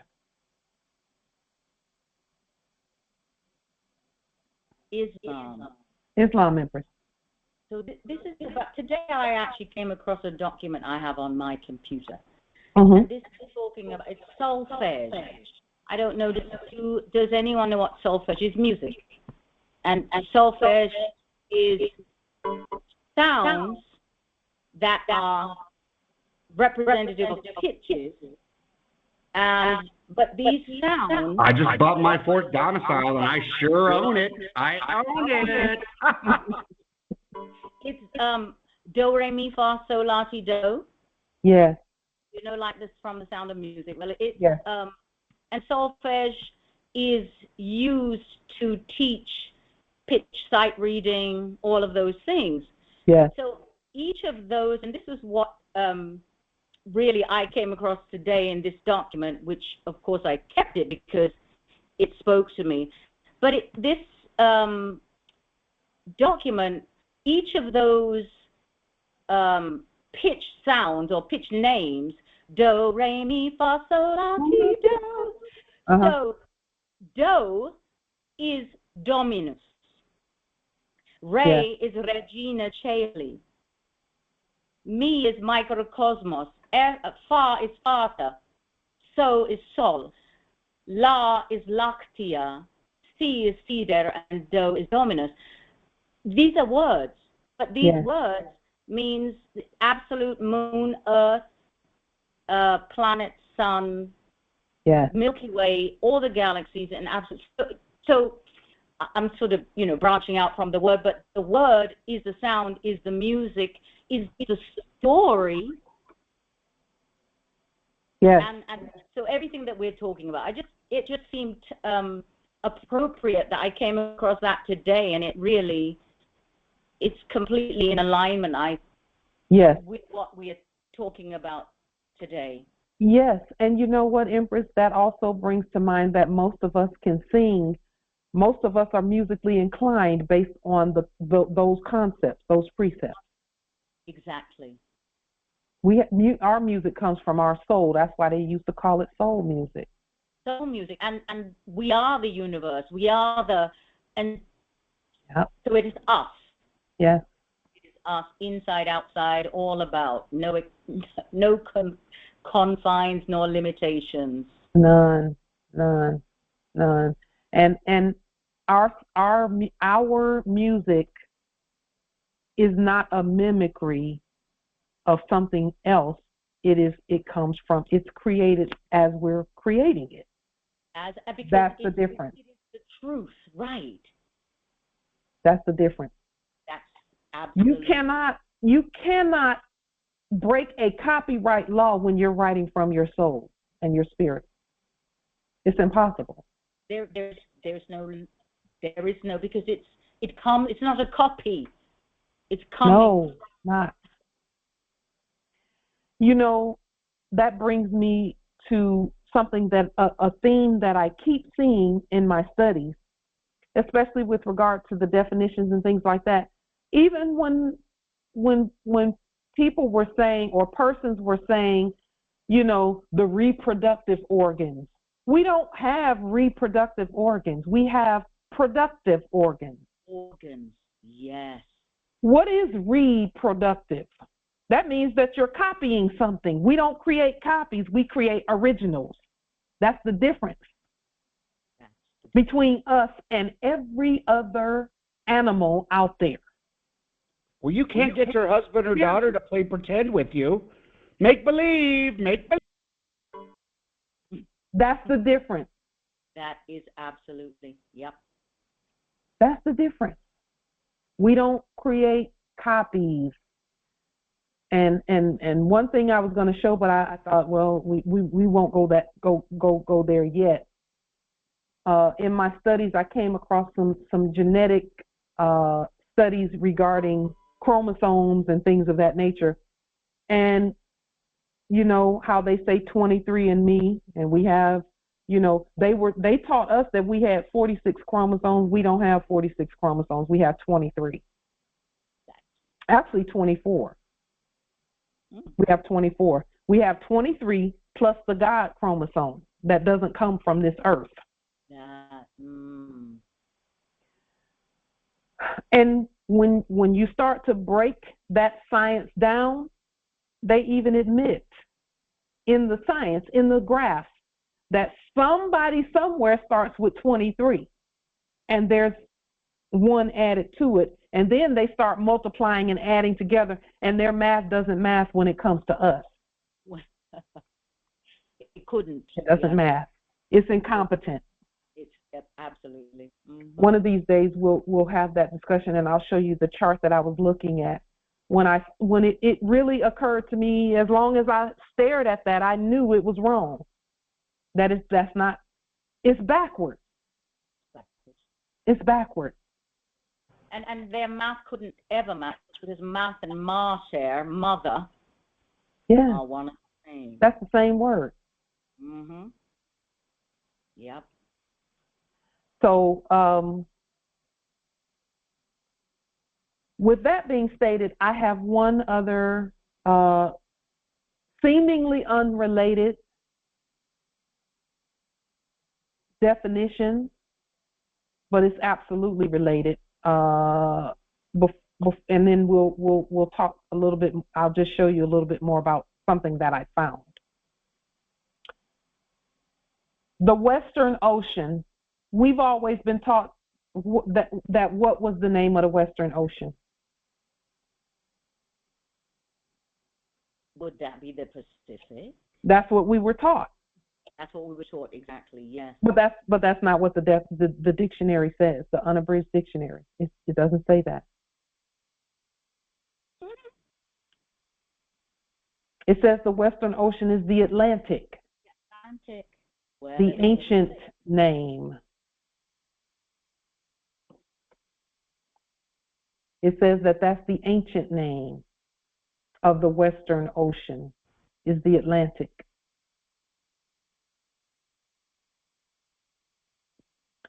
And then we keep hearing the stories of this place called Atlantis that's missing, supposedly.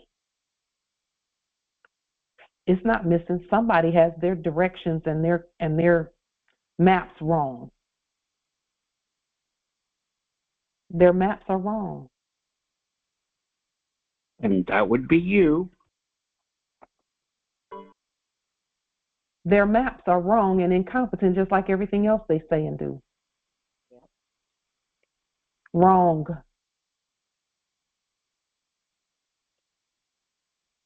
Incompetent. That's why we as the physicians must heal ourselves, because it's pure incompetence otherwise.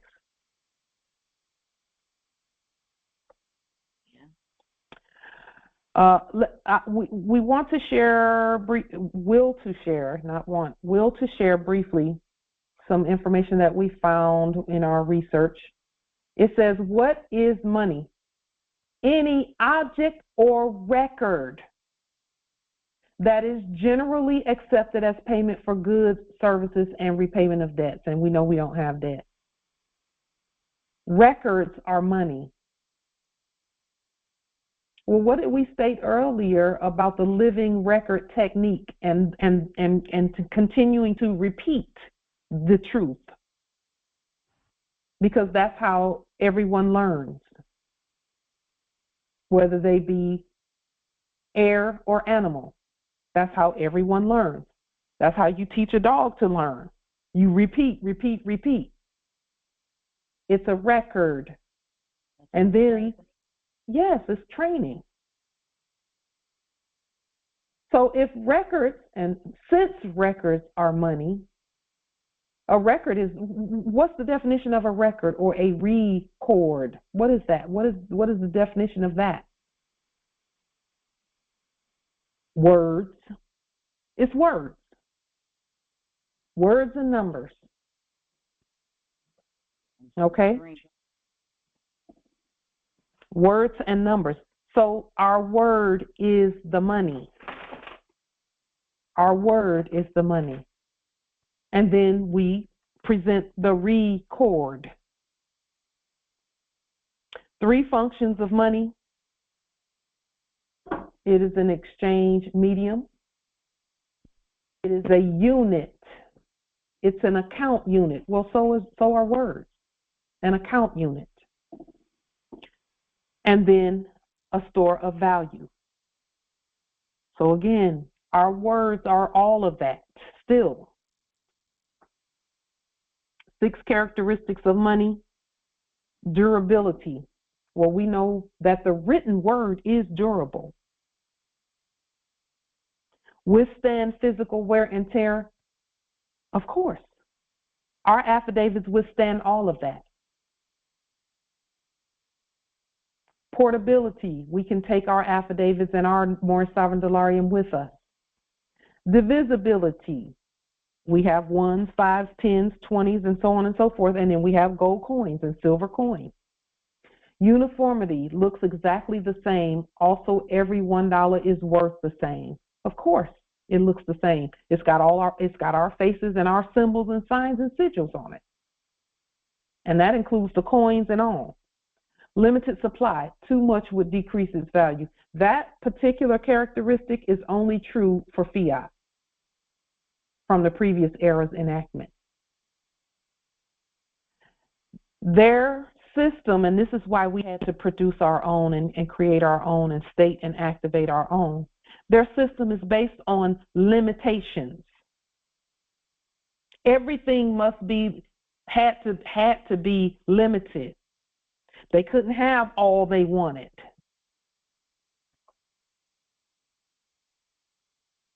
And that's why they wanted it, because they couldn't have all they wanted. Well, our system is infinite. It is without end. That's why we want for nothing. Thou shalt not want. That's in the prayer, quote unquote, when someone has a shepherd or a lord over them, you're not supposed to want. But it doesn't say what you are supposed to do, which is will. Because that would be against the system also from the last era's enactment. You're not supposed to want, but you're certainly not supposed to will in that system from that previous system, from the last era. And then acceptability. Everyone must be able to accept the money. Our word is first and foremost with that. And then our documents, our Morris Sovereign Delarium, our gold, our silver.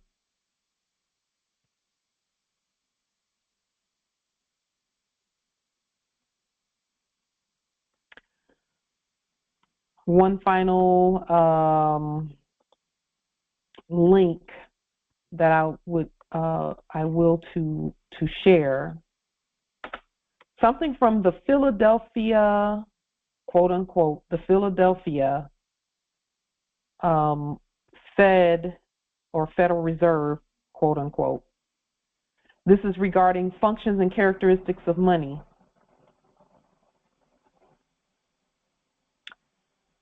Money is anything widely accepted as payment for final goods and services. Anything. Well, if that's the case, why were they throwing people in jail over counterfeiting, if that's true? And when I say throwing people in jail over counterfeiting, I'm talking about in the last era. If you will notice, Morris, now this ought to tell you that everything we've done and do is real and true. Not a single one of us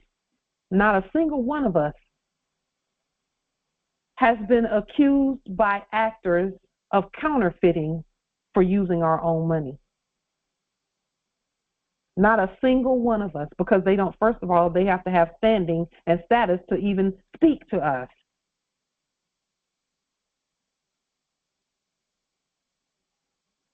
Not a single one of us, not any Moors, none have been violated for using Morris Sovereign Dollarium? Not one. Not one. No one has received any correspondence or letters saying that they're being fraudulent for using Morris Sovereign Dollarium.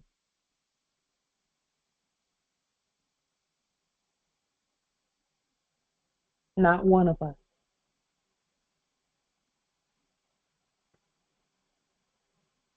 Not one.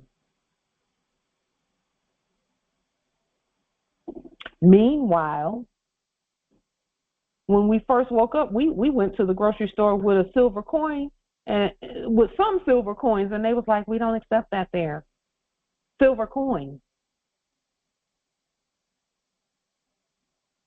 That was back in 2018, 2019 timeframe when the ancestors were starting to bring it to our attention that we must have our own money.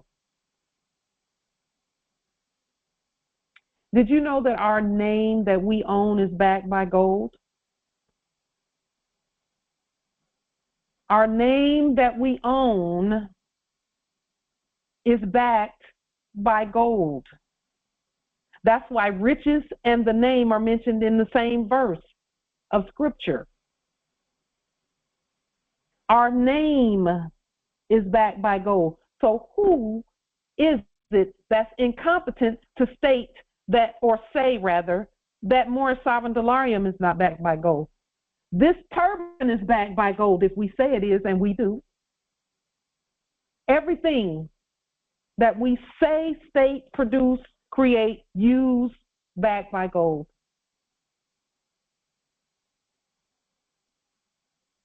And that is another reason why a good name is better than gold. A good name is better.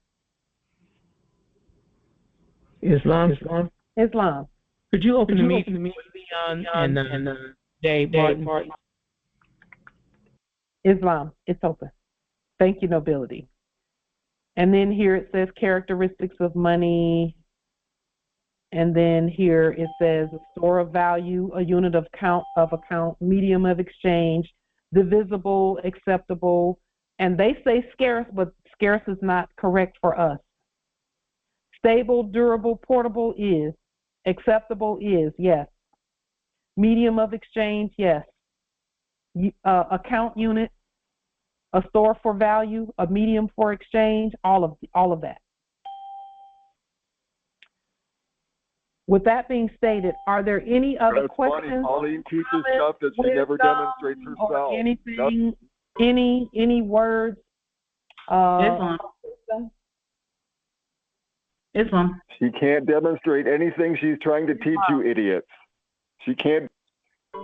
From the word scarce, in the enactment, the scarce word was because of supply. She never demonstrates anything that she tells you guys. And so if the supply was low, that would create a scarcity, which would raise the price, which would create the enactment of you got to charge more for something that is scarce. So then the money would be of higher value because not a lot of people have money for the things that they willed or wanted or desired, which would create the circle of fraud and supply and demand. Islam. Indeed. Islam. Islam. Islam. Yeah, it's Leon Barber, Georgia Territory. Islam. I need to. Yes, Islam. I need to. It's possible. I need to see the video to the Social Security. Yeah, me and my wife trying to reinstate it. Okay, so restate it is yes. So can someone pull that link? There are several videos regarding that. We would ask that you take the time to go through the videos and look at the title, and then actually review the videos, because we talk about that in many videos about restating that sequence of numbers. We're not restating anything that they created. We're creating it. We are creating that same sequence of numbers brand new. Okay. With the fiduciary document. Have you seen the fiduciary document? No. Okay. That document, it's very important that you read and study the fiduciary document, because then you will understand and understand how that sequence of numbers can be used, but we must create and own that sequence of numbers. So we would ask that you go back through and look at the videos. And we know that there are a lot of them, and we know that it takes a while. It took us a while to get them up there and to do the study on it. We know also that the ancestors will direct you to the very one that talks about that, because there are many videos about restating the social. You have to lean the one that they created, and then okay. I would also say, Morris, that something that's coming into our purview or into our sphere of knowledge and knowing is to, well, we've talked about removing any foreign or and it's not even removing of that interest. That interest is not even there on the things we create. Let me just think about that. I'll think about what I'm really articulating, and we'll present it in one of our upcoming meetings. I'm just giving it some thought about that whole. I know that everything that we've done thus far is correct because it had the effect that we willed for it to have.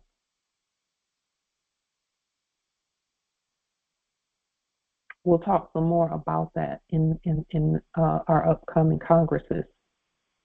Are there any other questions, comments, wisdom? Islam. The Empress Minerva first, and then Noble Phoenix. Yes, right after our Congress, I saw this. I just posted the link, and it was about uncovering, and it just talked to and spoke to when we were talking about New York and Central Park and things that were uncovered, and this is in the Amazon, and I just thought that this was just so significant that this information would be brought out now. I yield. What was it about, Empress?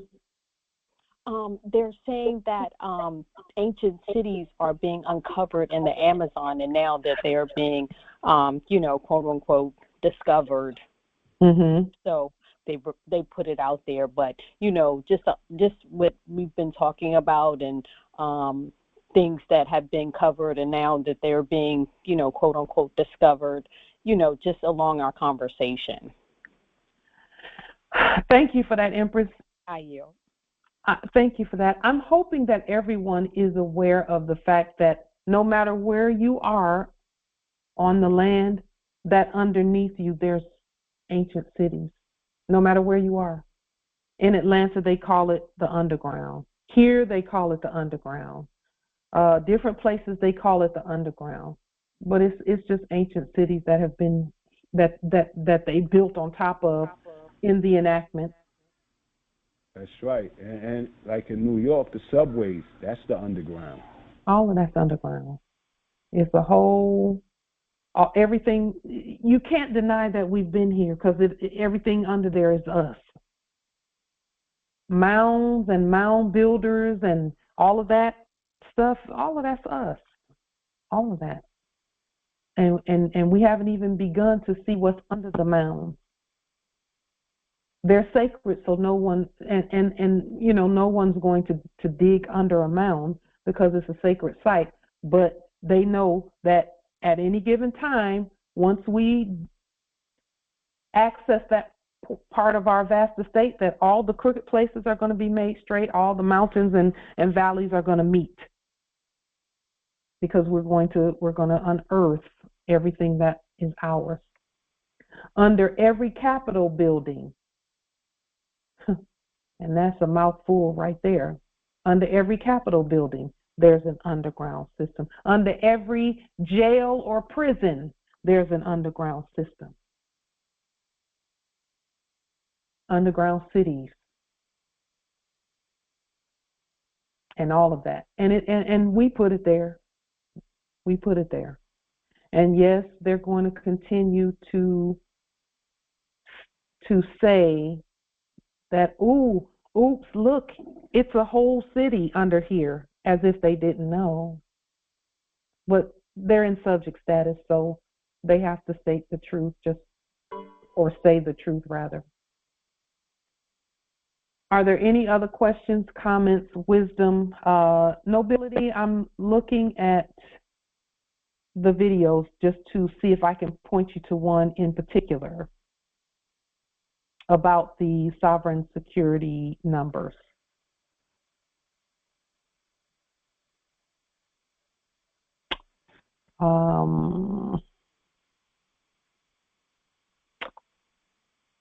I'm pretty sure that this one, I'll put the link to these videos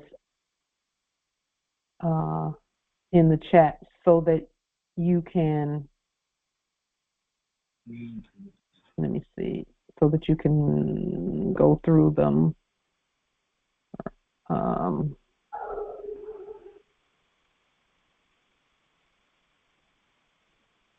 I believe, just a moment.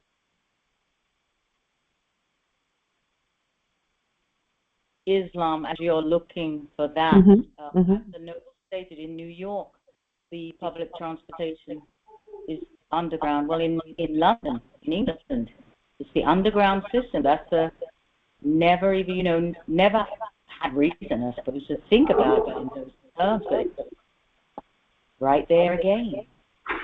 And that's not new, Empress. That, and you know this already, Empress. But I'm saying for the benefit of those who may not know, those underground systems have been here for thousands of years, even. Ancient, yes. That's not like it's not like some foreigners came here and built all that stuff. No. No. And they're currently extending them and, adding new lines, and they're actually just finding what was already there. Yeah. Nothing new under the sun, and certainly nothing by them. No.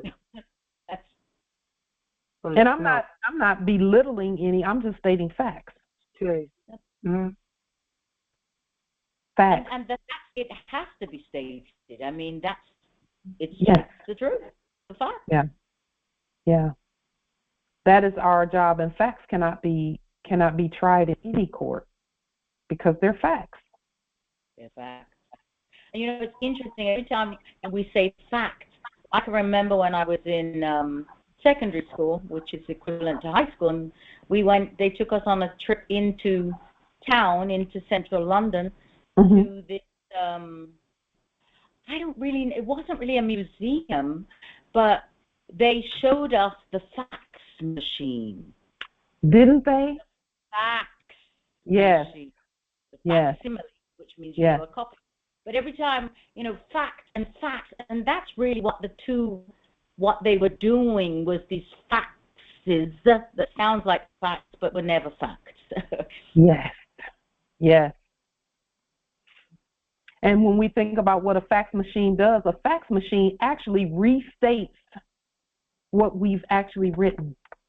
It copies it exactly. That's it. Islam. Could Islam. you open the meeting, Empress Cynthia? Yes, I will. Thank you. Justice Leander, I'm going to put a link in the chat. I believe this. I'm pretty sure this video talks about the restating of the state security numbers. We call them either state security number or sovereign security number, depending on which level you're using. The state security number is at the federal driver's license level. The sovereign security number is above that at the nationality level. But the numbers are the same. They look the same. It's just one is in red and one is in blue. And neither one of them have minus signs in them. None of them have minus signs. Okay, I appreciate it. Islam. And for those who, and as we conclude this Congress, for those who choose to do this math, we want to point out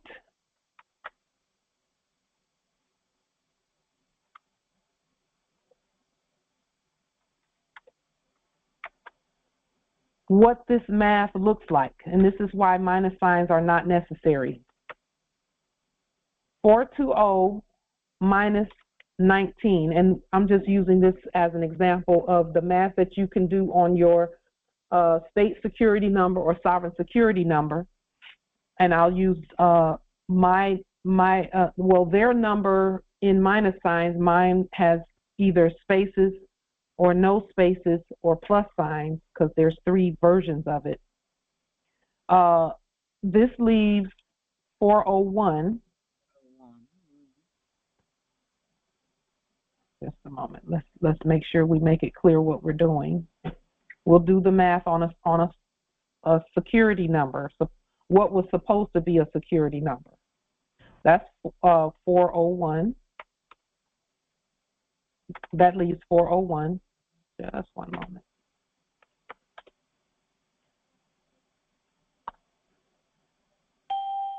And then when you subtract 4701 from 401, you have a negative number,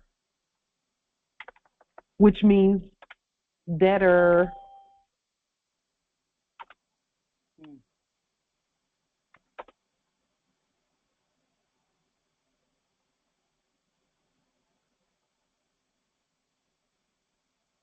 see, this is not even a competent problem. That's not even a competent math problem.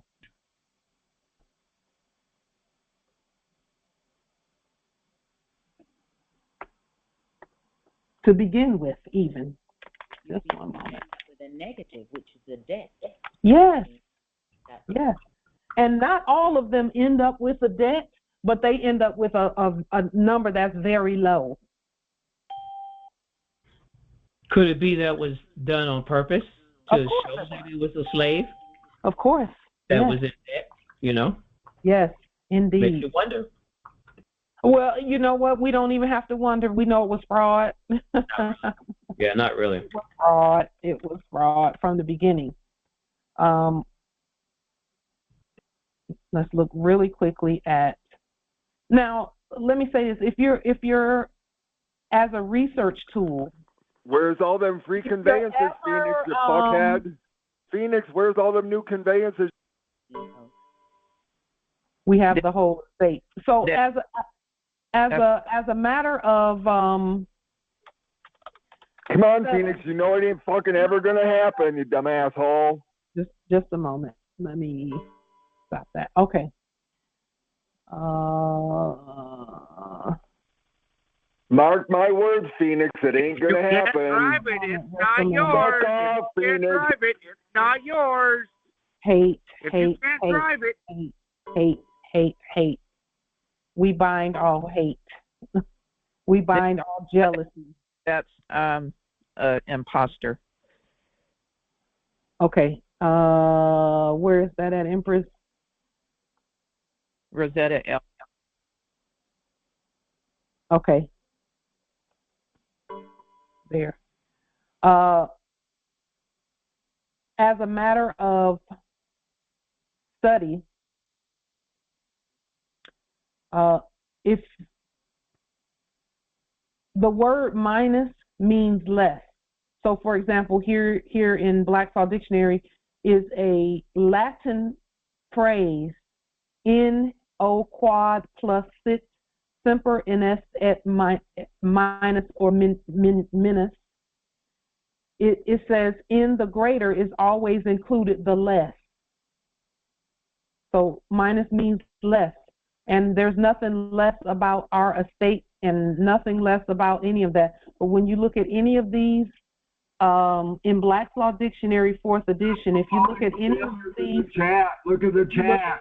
All of our failures are in the chat. They want that word. The word minus is always going to mean less. So as a matter of study, I do this sometimes. I'll just search a word in Black's Law Dictionary and just kind of look at whatever it is that presents. You can find a lot of information by doing that.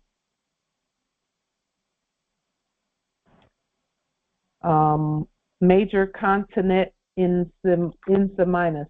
The greater includes the less.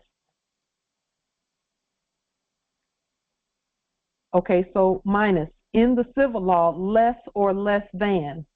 The word had also in some connections the sense of not at all. Because see, that's a minus sign in those numbers. These are minus signs. Citizen in that dictionary. Okay. Point right to you. These are minus signs. That means not at all. It says it right there in the dictionary. Minus, not at all.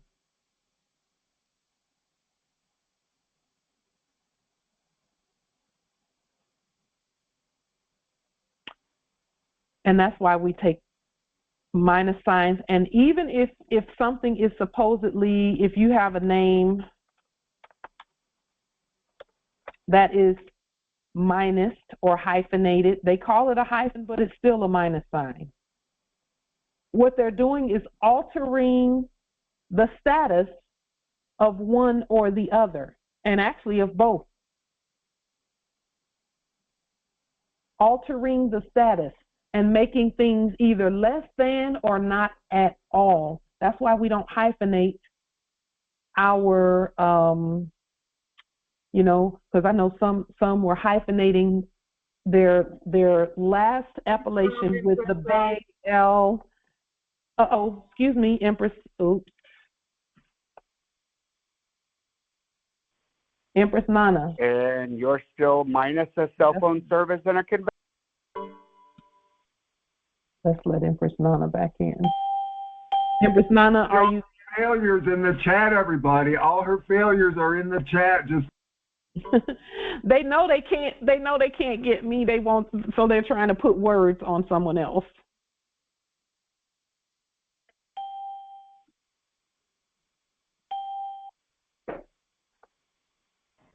they're all in the chat. Empress Nana, are you there? All of her failures. She's in. Thank you. Okay. I'm here. I'm here. Okay. Go ahead, Empress. Thank you. Were you going to make a statement, Empress Nana? No, I was going to ask you to let Shasha in, and then it kicked me out, and then Islam, okay, that was my mistake with you, Empress Nana. That was my mistake. I apologize for that. Okay, that's okay. Apology accepted. Islam. So this is why we don't hyphenate or do minus signs or anything of that nature. Are there any other questions, comments, wisdom?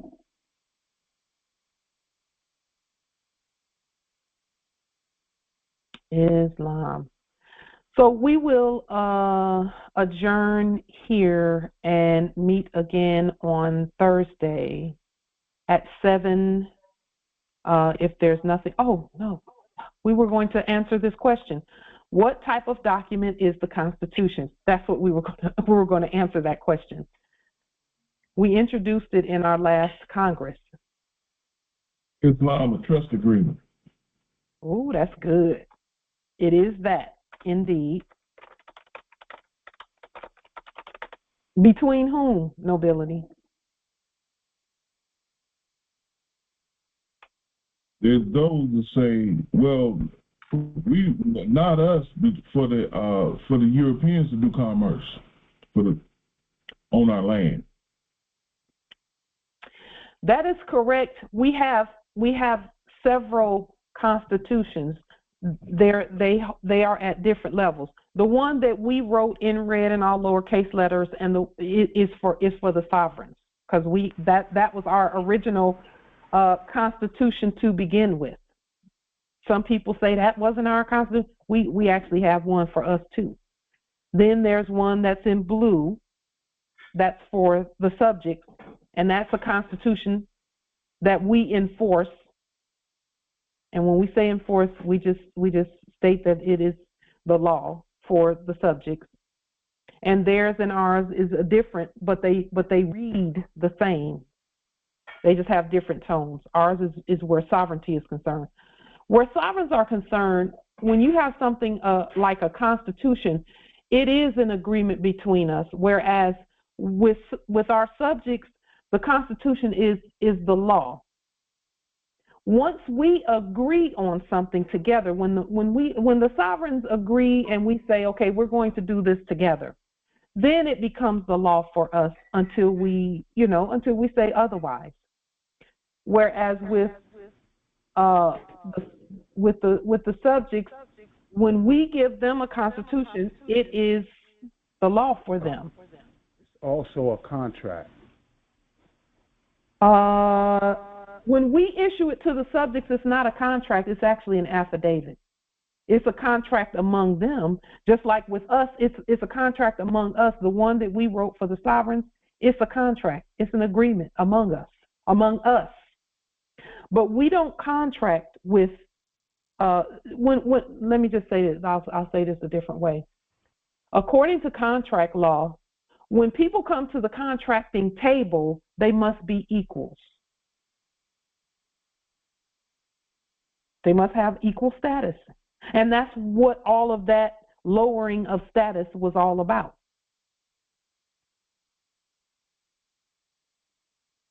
According to contract law, when two parties contract, they must start out on equal footing. Isn't that the Islam? Isn't that the part where the Latin thing that says things of unequal value, of things that are not on par with each other, cannot? Yes. Isn't that the principle behind that? Yes. Two unequal things cannot be joined in contract, and that's the same thing that you're saying there with regards to the parties. When the parties come there, you have to have a meeting of the minds. Well, if one is a fiction, how can it have a mind? Be not unequally yoked. That's the other part of it. With unbelievers. That's in the Biblios. Islam, substance. Say that again. Just a moment, Justice Travis. State that again. Substance for substance. Substance for substance. It must be. It wouldn't even be fair for us to try to contract with those that are not our equals. It's not fair. It's not fair. We always have the upper hand, period. Justice Sheikh Klein A, rather, Islam nobility. A contract is from a performance and certain things. So a contract don't even have to carry both parties' agreement. Agreement comes with both parties decided upon certain things. So agreement is different from a contract. First thing.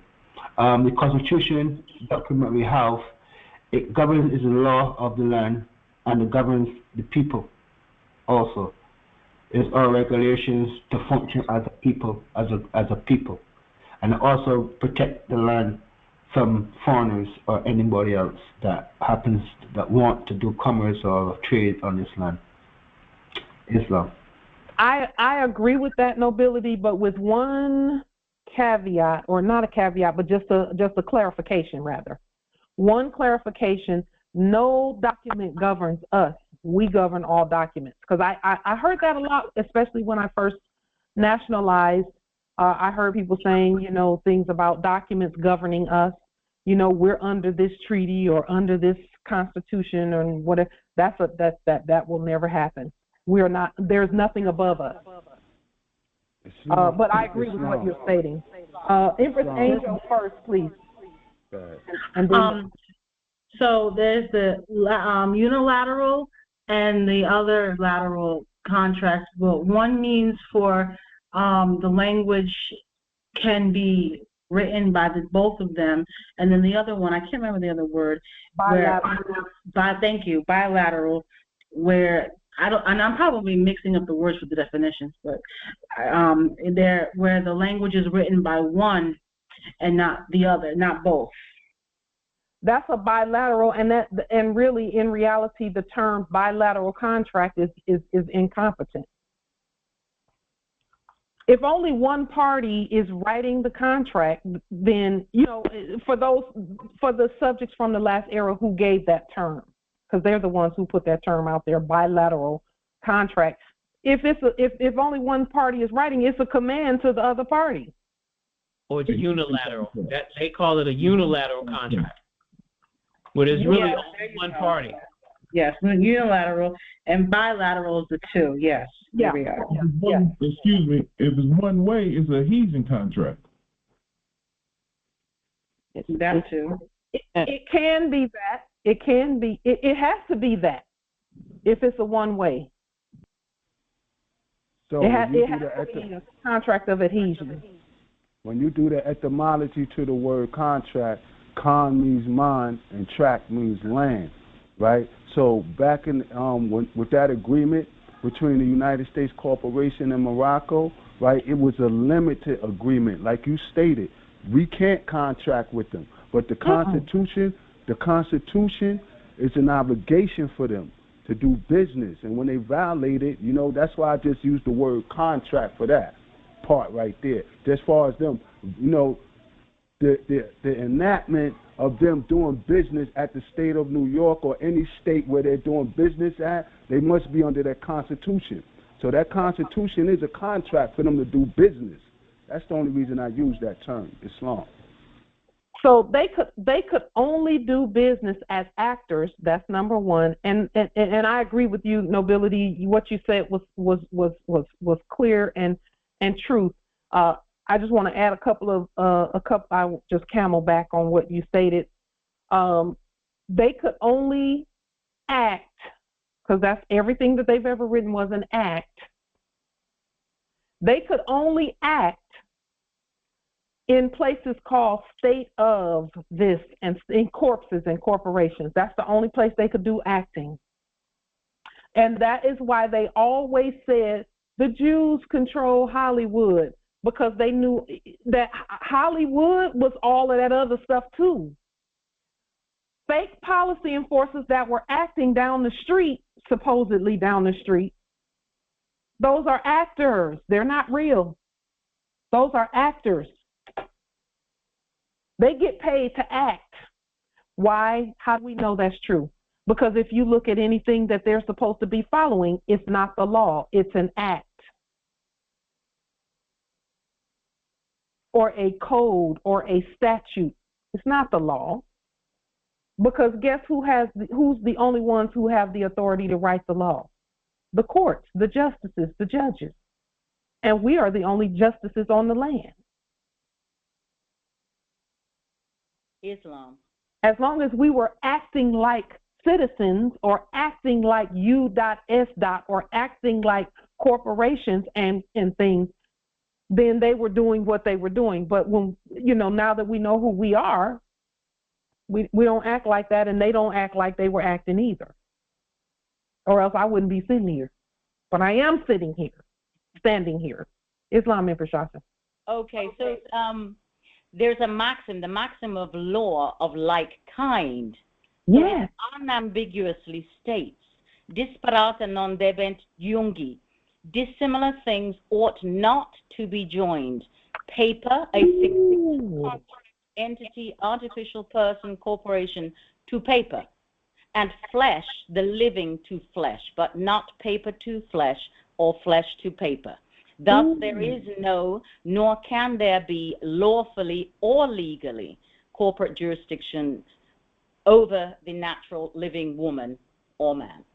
Well, we can just do the benediction on this meeting with that right there, because that's the end all be all right there. Empress, state that again, the Latin term that you used, the Latin phrase.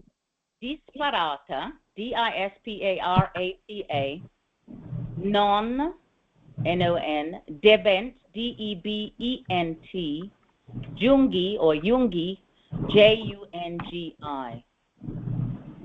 Dissimilar things ought not to be joined. Is it disparata, D-I-S? D-I-S. P-A-R-A-T-A. P-A-R-A-T-A. I like the sound of that. That is rich. Use that in an affidavit or affidavit. But because it's it. That's it. It states it quite clearly. Again, it's substance for substance. Yes.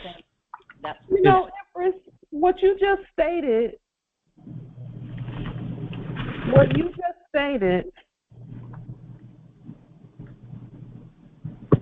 Boy, that's I'm letting that sink in, Empress Shasha. But when you, Empress Shasha, this is what the Spirit said to me as you were speaking. The things that you're saying, that you're stating right now, is why you were fought so hard initially. Yes. Just because there it is right there. Disparata non debent jungi. Things unlike ought not to be joined. Yeah. That is the be all end all of everything. Anyone who had any questions about what's really going on, there's the answer. Yeah. Look at right above it though. Disparagium. Inequality in blood, honor, dignity, or otherwise.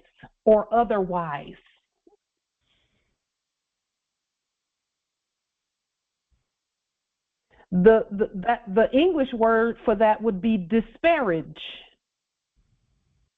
See? Yeah. See? When you know what the word disparage means, it means to connect unequally, to match unsuitably. That's disparage. And what people do is the ones that come, that the actors that come into the meeting and say those things, they're trying to disparage. They're trying to disconnect you or show some inequality in terms of you and your estate. Yeah. They're trying to make you feel like the estate is not yours. They're trying to disparage you. See, they know they can't disparage me, so then, you know, they know they can't do that to us because we don't play no games about this estate. Marriage without disparagement was marriage to one of suitable rank and character.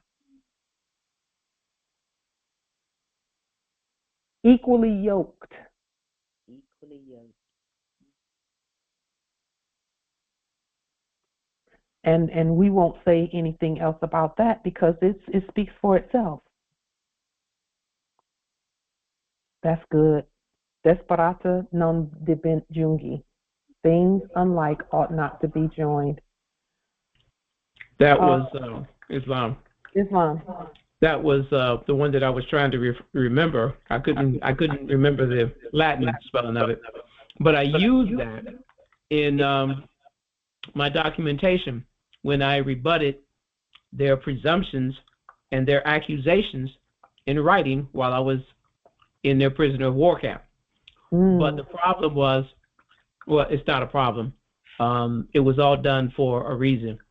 Yeah. They rejected, of course, that paperwork that I sent in because there were some other incompetencies that were on the documentation. Yeah. And so, you know, and the way that it was presented wasn't presented from a court action or, you know, it just, there was some other incompetencies, period.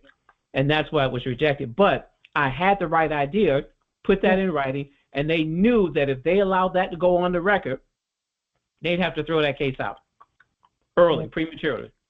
So they just rejected all the paperwork, you see, for a few errors, because there were some incompetencies there. And that was my lesson that I needed to learn. So all that we're doing and everything that I've done since then has just enhanced that experience and just made it that much better, so that I'm able to speak competently now. So Islam to all of us.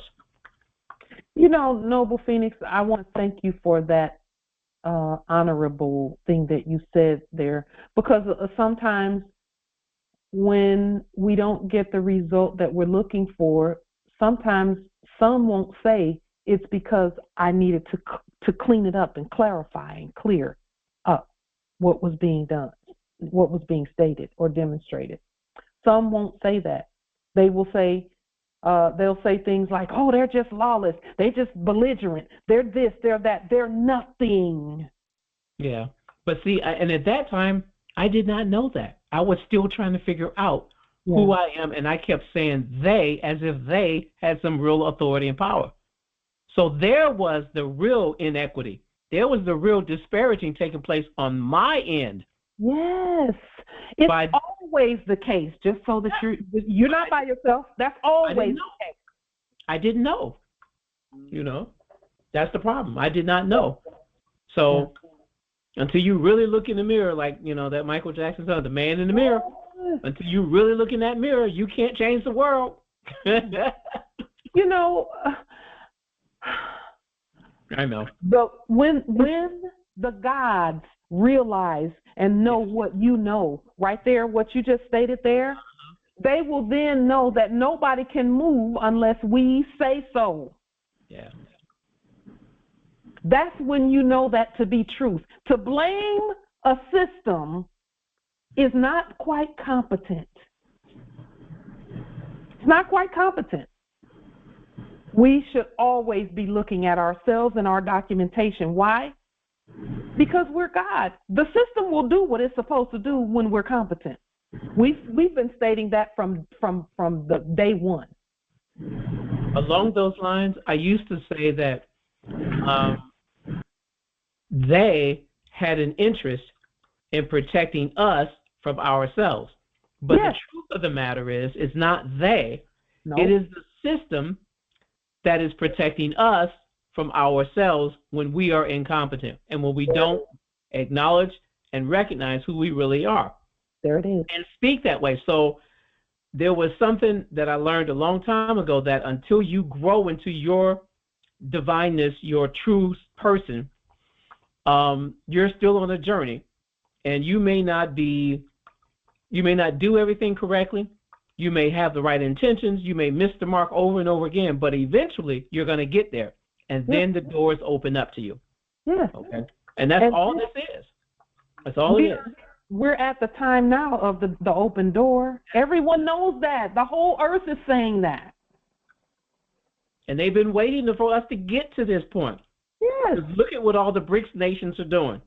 They're divesting themselves of all the fiat as fast as they can, of all the corporation stuff as fast as they can, because they see what's happening over here with the original people. They see it. Yeah. And that's their job, to act out what we're really doing. That's the only reason we look that way. It's because they're just saying, okay, they're letting everybody else know that, okay, this is where they are. So they just act it out. And that's another way that we know that we got it right in this time, and we can elevate even further, is we just look at the actors and see what, you know, and those who know how to decipher and filter that, it makes things a lot easier for you. However, we were trained to look at them and think that it's real. That was the training. We already have this. It's already a wrap.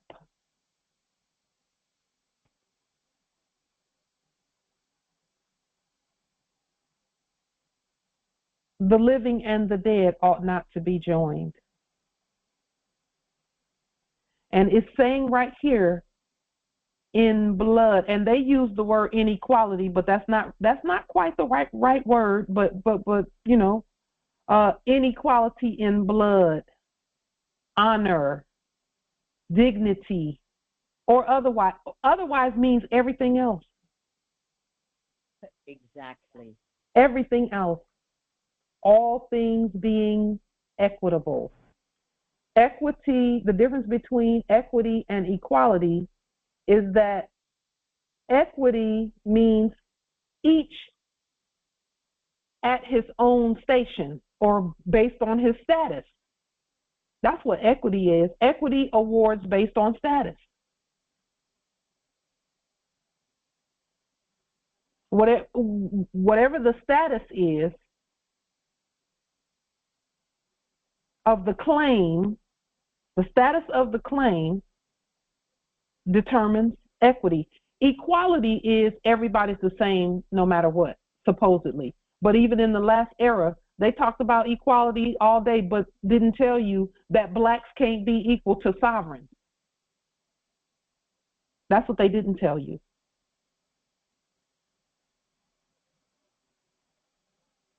They didn't talk about desperata non debent jungi, things unlike ought not to be joined. They didn't even tell you you were joined with something that's not like you. That's why we had to listen to the Spirit and wake up and agree to wake up and then agree to get with those who are like us in blood, honor, and dignity or otherwise. That's what this Congress, that's who this Congress is.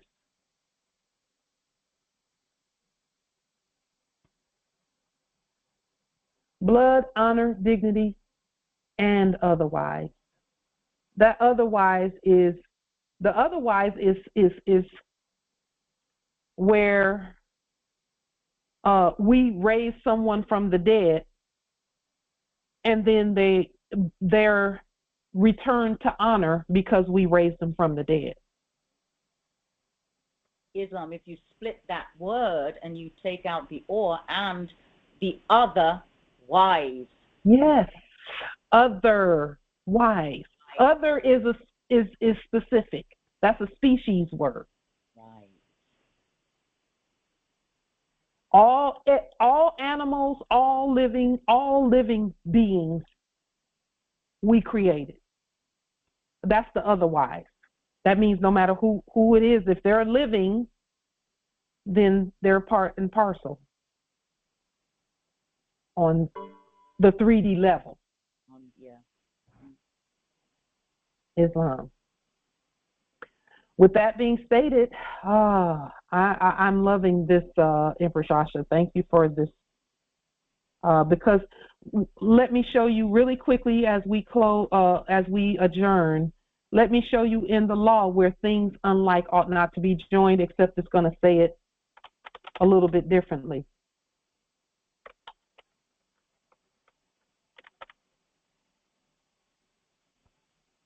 Because see, we talked about this. I show this all the time.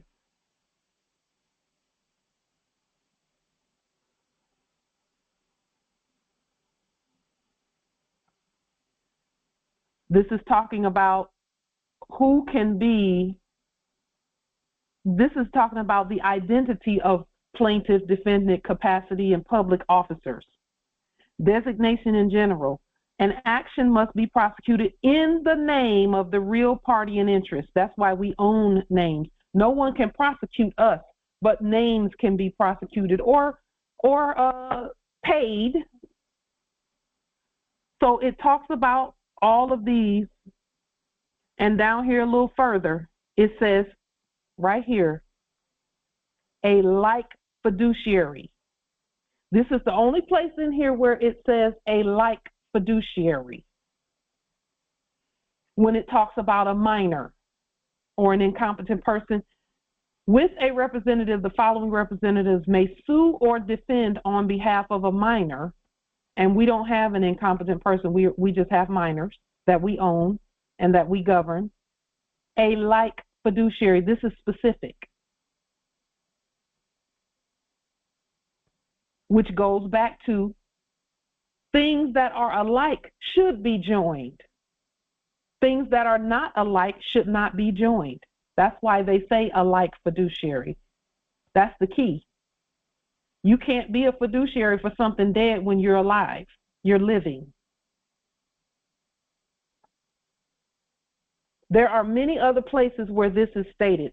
The Vienna Convention on Consular Relations says that consuls must be the same nationality as the territory that they're presenting or the work that they're doing, the sending nation.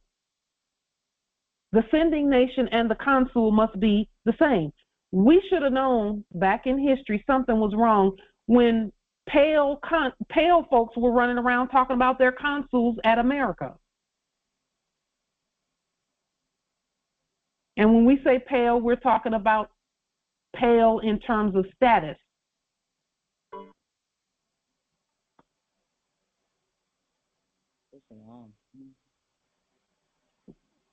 When the other nations saw pale people coming, talking about they're a consul at America, they were like, no, because when the Moors left here, they were not pale.